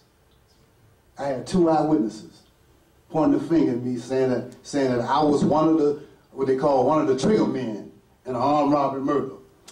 And one of the reasons they were able to make it stick is because one of the witnesses was my brother-in-law. Okay, one of the witnesses was my brother-in-law, and he did this to me because out of revenge. I had done something to him, and he told me he was gonna get me back. He said, "I'm gonna get you back for that, man. I'm gonna get you back." And that's how he got me back. He gave me he told the police that he knew one of the trigger men, one of the men on this armed robbery murder, and the police just believed him and came and arrested me. You know, that's how it is in the African American community, y'all. They believed him, you know. And not only that, get this. They believed him while he was locked up for killing his girlfriend. Let me tell you what this crank did. He took his girlfriend in an abandoned building, poured gasoline on her, and beat her to death with a piece of radiator. Walked out of the police station. Walked out of the abandoned building, went to the police station, and turned himself in. And this is who they listened to. when he told them that he knew one of the men in the armed of the armed robbery stick up, the armed robbery murder, and you know, he came up in the county jail. He happened to come up on the same tier I was on, and so when I confronted him, he said, "Oh no, brother, they lied." He said, "They lying." He said, "I know." Now he was on parole. He said, "I know I'm going back to the penitentiary." He said, "I need you on the outside. You can't do anything. You can't help me if you're in here with me." He said, "Whenever your trial is, whenever you go to trial, you know, just have them to call me." They lied.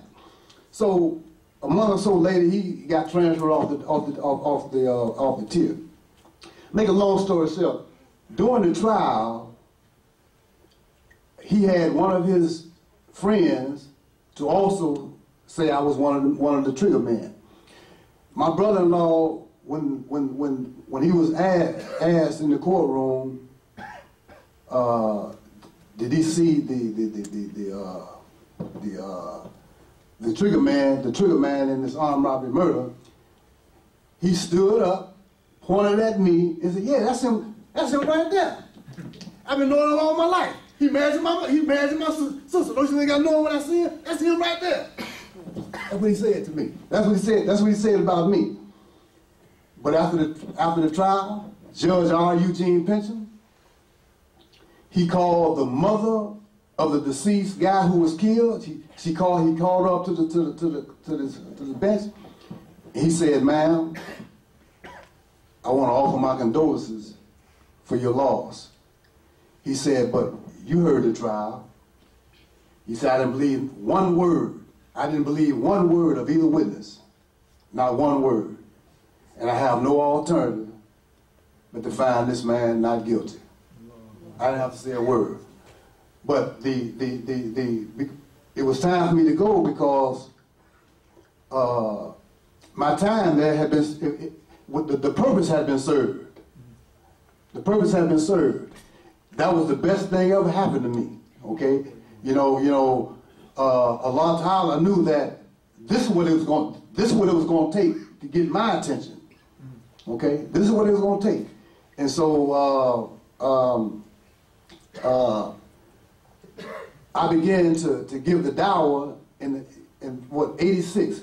Imam Bashir at the time, he got me going into giving the Dawah in the Cook County Department of Corrections, and I did that for 12 years, and it was on a volunteer basis, but I considered it as a job.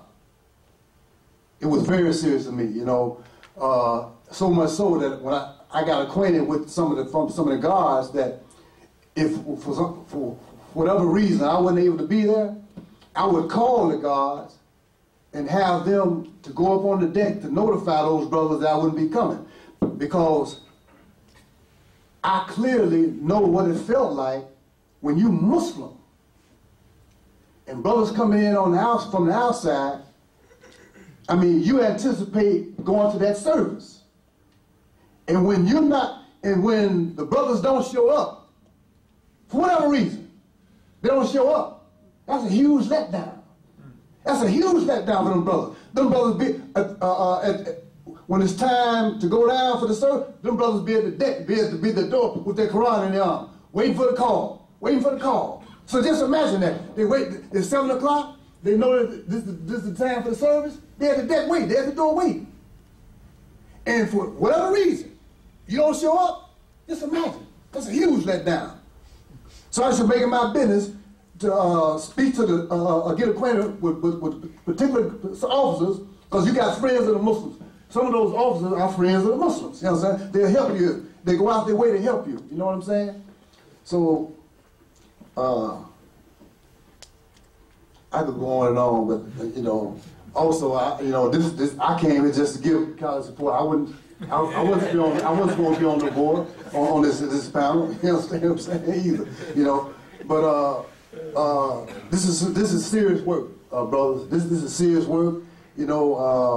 And Khalid may not remember, but how he actually got started. Masjid Ar-Rahman was on Division back in Division Street back in 1995, and I gave a talk. And in that talk, I mentioned that there are brothers who come out of the from being incarcerated, and their attitude is, I ain't going back for nothing. I don't want to go back for nothing. And I said, I mentioned I didn't understand that. How you can be incarcerated as a Muslim, know what that experience is like, but not be willing to go back and give dawah. And after that talk, Khalid called me and said, Talib, I felt like you was talking directly to me.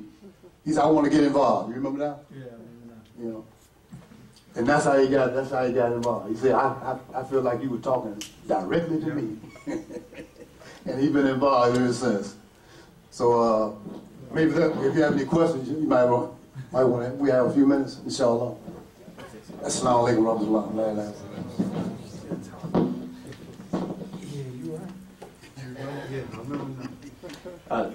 In lieu of time, we'll take just a few questions, direct questions from the audience, inshallah, and then we'll finish up.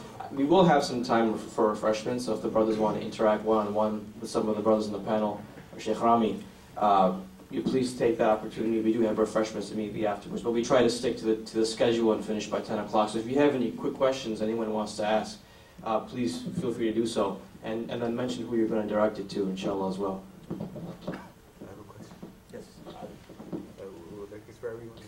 I'll repeat it, inshallah. Oh, for everyone? Yeah. Oh, go ahead. What do you guys do about alarm clocks in prisons, like when you go to sleep? Alarm clocks? Yeah. The question was about alarm clocks. You mean for getting up for Fajr? Yeah. Oh, for getting up for Fajr, for the Salah times. Oh, when you locked up. You can leave this one. You can just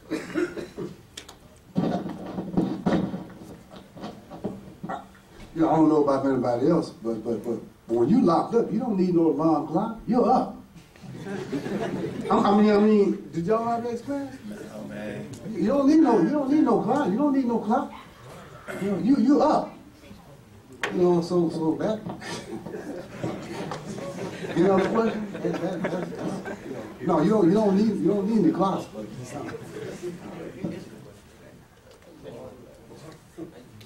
general education.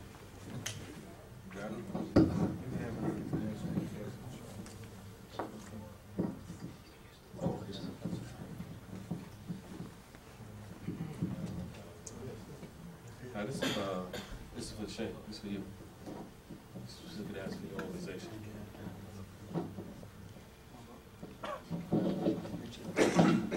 The question is, thank you for coming to the Windy City.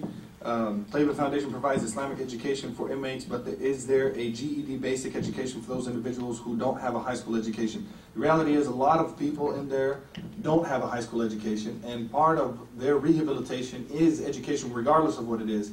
We looked into that, but we found basically that most prisons already provide that. Most prisons and jails already provide that because they recognize that that's part of their rehabilitation. So we at Taiba Foundation, one of the things that we do is we don't want to reinvent the wheel. And that's one of the reasons why we're here to network with brothers that have been doing this since before I was born. But also recognize that in the institutions they have HVAC classes, welding classes, job training. People can get a lot of job training and their GED, and in some cases their college degrees, AA degrees, and so forth. So what we do is we encourage our students to do that. So it's already there, and it's part of one of the recommendations, strong recommendations that we have for our students. Yeah, you mentioned Brother Omar Shahid, and I had an opportunity to spend some time with him, and he's at the Benton Institute, and he's actually currently pursuing a bachelor's in a field, and at the same time learning Arabic, and it's incredible that the opportunities that exist despite all those conditions, and I would venture to say, Allah alam bisawab, but some of these brothers in the system, I mean, when they come out, like, let me just say that at first I would go to help him learn Arabic, and then eventually I was going to learn from him about Iman. And he would bring me to tears sometimes, things that he used to say. And I would just say, I can imagine that this brother, with all that knowledge and half of the Quran, just speak to the people. How much effect would he have, speaking from the heart?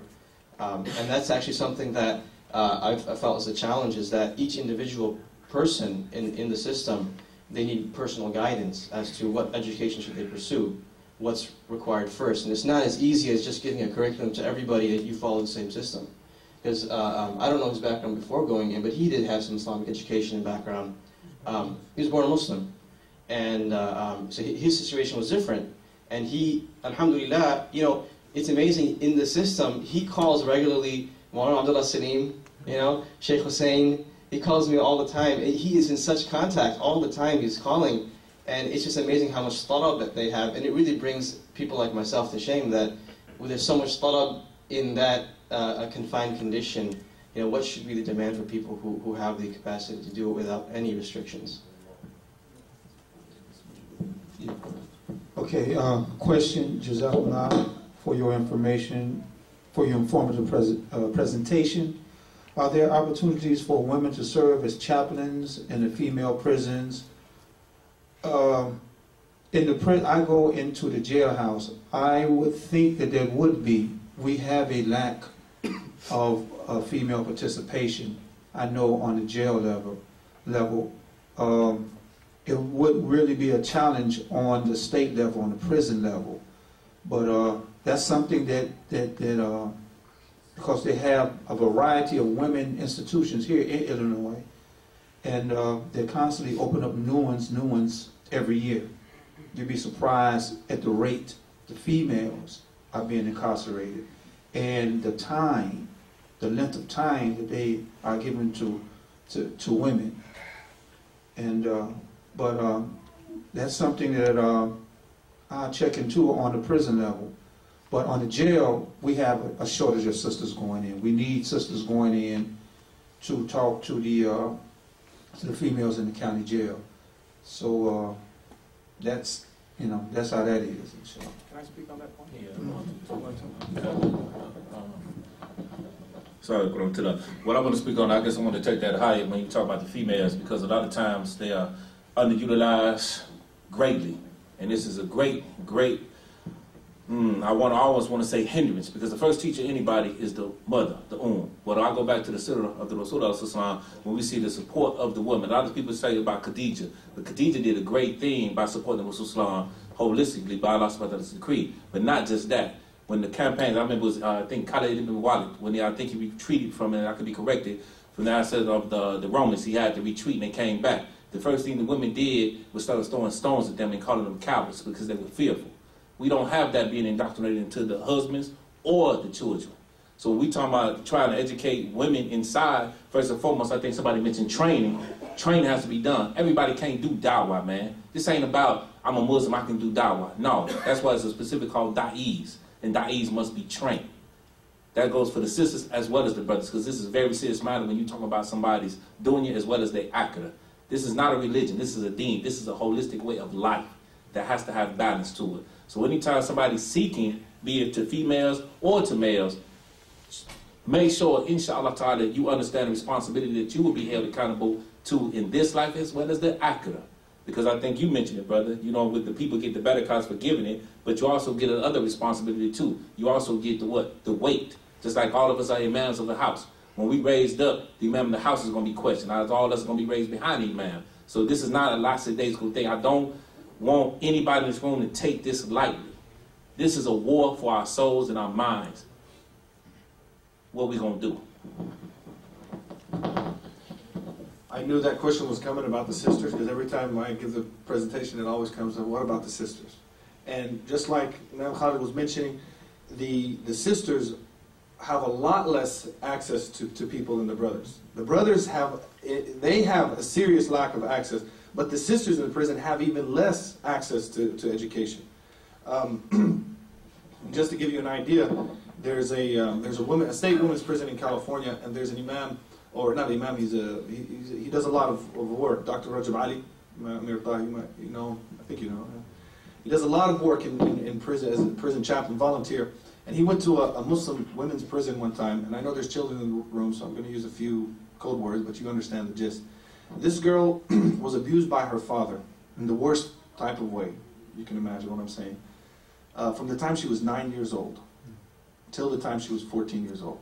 At 14, she made the decision, my father's never going to do that to me again.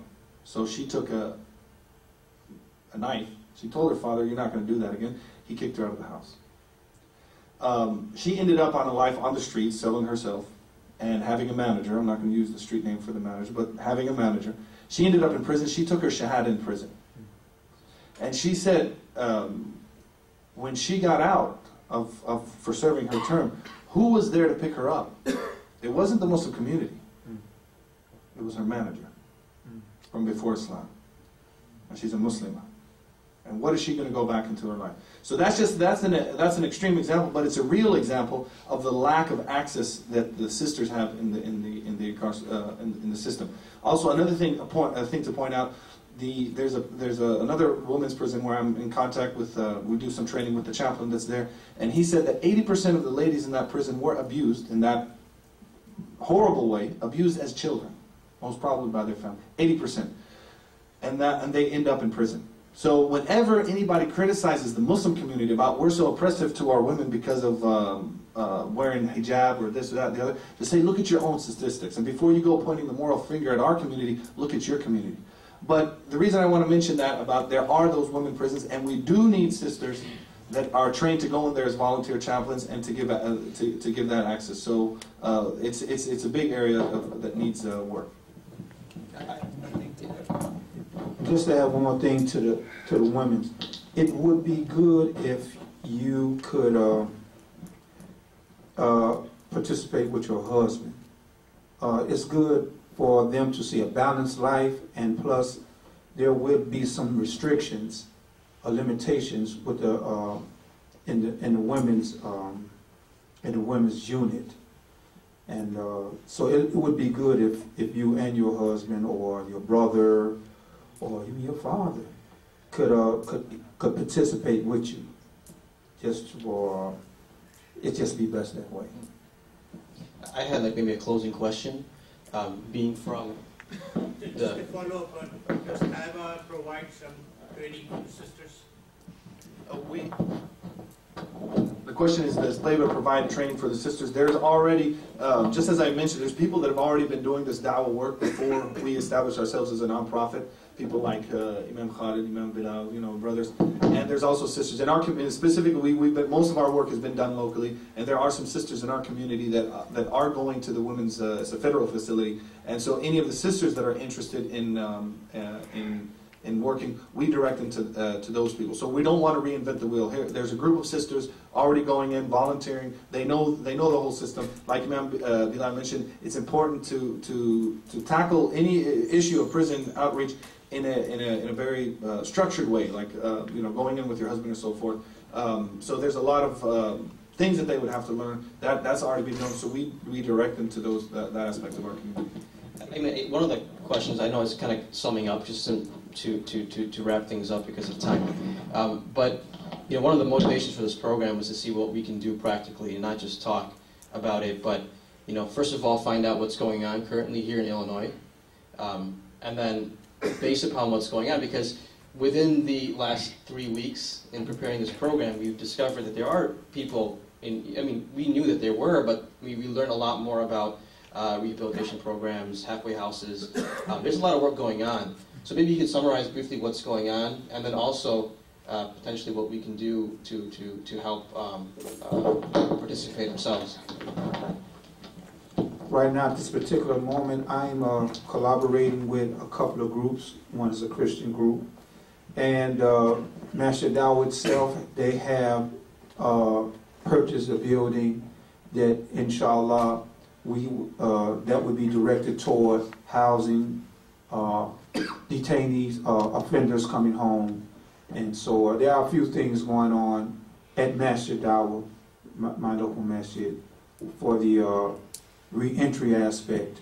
Imam, they have a program called Project Restore, where they're dealing with the housing aspect of it, of trying to help the re-entry of offenders when they come in. I know they have a few houses on the south side that have, their first house was very successful, and that they got funding from the city, and they're doing real good.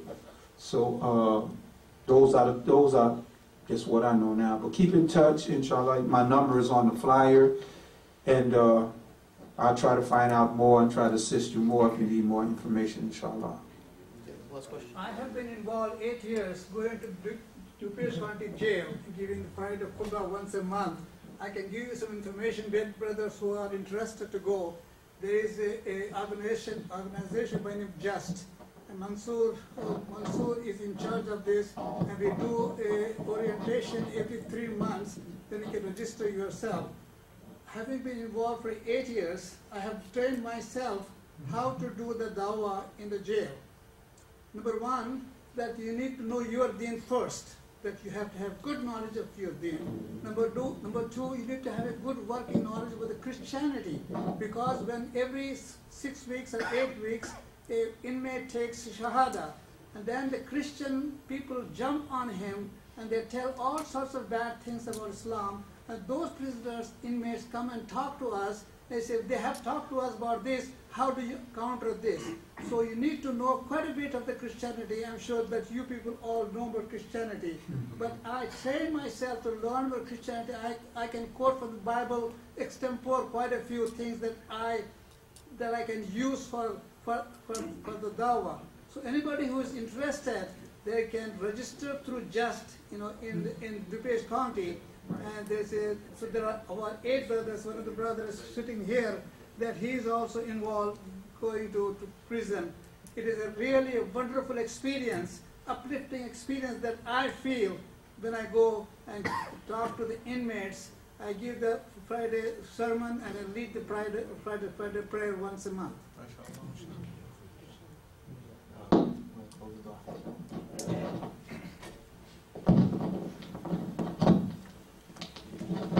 I know we're running late on time. I'd just like to mention one thing. It's the hadith of the Prophet ﷺ before I close with dua. But I was meaning to mention it, and Brother Rashad reminded me, because he said he gave himself the shahada. Right? Nobody brought him the shahada. And the Prophet ﷺ one day was talking to the Sahaba about his ikhwan. And he used the word ikhwan. And he was making dua about the ikhwan. And ikhwani, his brothers. And the Sahaba said, are those us? He said, no, you're my Sahaba. You're my companions, you're my Sahaba. My ikhwan are the people that are going to come after me. They've never seen me. They've never seen me or heard me. But they see me written, they see it written about me in scriptures, and they believe in me even though they've never seen me. Here is a living example of that. And there's probably other people. I don't know if your da'wah came through a person or through scripture. Through a brother. Through a brother. But even when we believe at one level, we're all in that, because who of us has seen the Prophet ﷺ in the way it can state at that time? Well, none of us are Sahaba. So we're all believing in him, even in the scripture. And there's one of our main student, Yusuf, he was in solitary confinement for 8 months. And he said the racism was so bad in the prison, he wanted to know what is the root of racism in America and the root of racism in the prison. He said it has to have its root in slavery. And he went back to studying the history of slavery. The history of slavery led him to West Africa. West Africa led him to what? Islam. He became Muslim in solitary confinement. No other human being around. Food slipped under a door. Books slipped under a door. He became Muslim on his own 3 months before he ever even met a Muslim. Just from seeing it written in the books. Now the other thing, like Imam Khalid was mentioning about the brother that's the Hafiz of the Quran walking around in the prison. And one thing that I like to have people imagine, we hear stories of the slave ships coming over from West Africa and packing the people in like sardines. You've seen those pictures? And then throwing so many of the bodies that deceased along the way to where the sharks got used to following those ships. Isn't that right? The sharks got used to following those ships because there was food to be thrown overboard.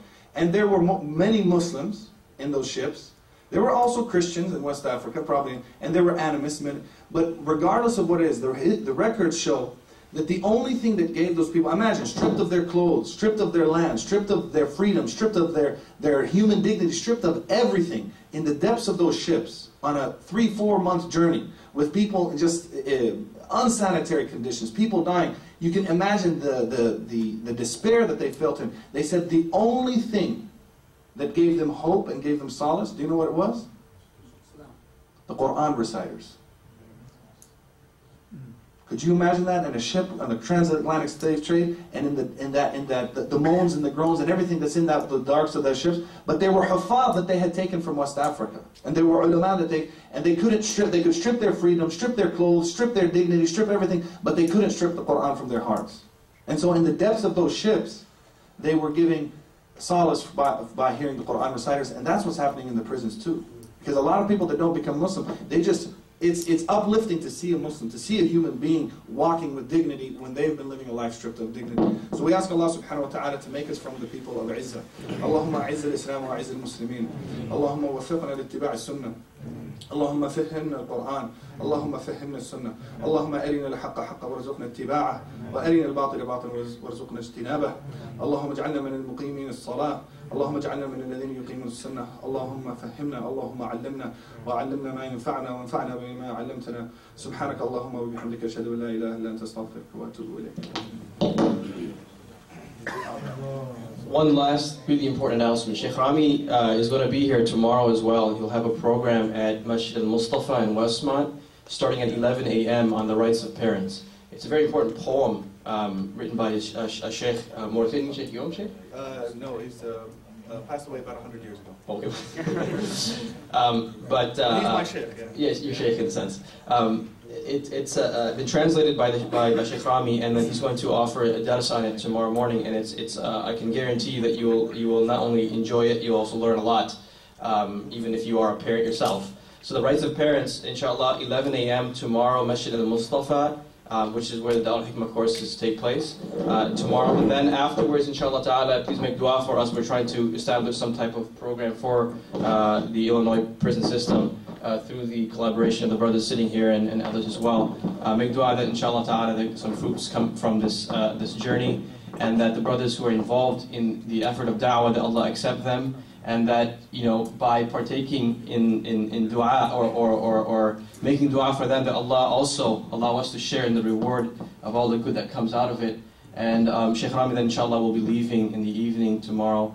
So please also make dua for him for taking the time out to come to Chicago, inshallah. Just one more thing.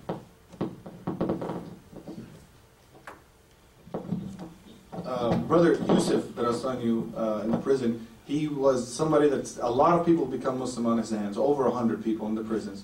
And it's actually through his work and his interest in learning that got me interested in outreach. He's serving a life sentence, but he's coming up for parole this Wednesday at 8:30 in the morning, and he's well beyond rehabilitation. He has numerous rehabilitation courses. So I just ask everybody to sincerely make dua for Yusuf now, and especially on the night right before Wednesday, that they accept his parole. What's that? In Avenal State Prison in California, Yusuf Wiley. So just remember him by name, Yusuf Abbasi. There will be refreshments, inshallah. Where are the refreshments going to be? In the back? Okay, so please do take some of the refreshments and then leave, inshallah. Before leaving, please do take some of that. Yeah.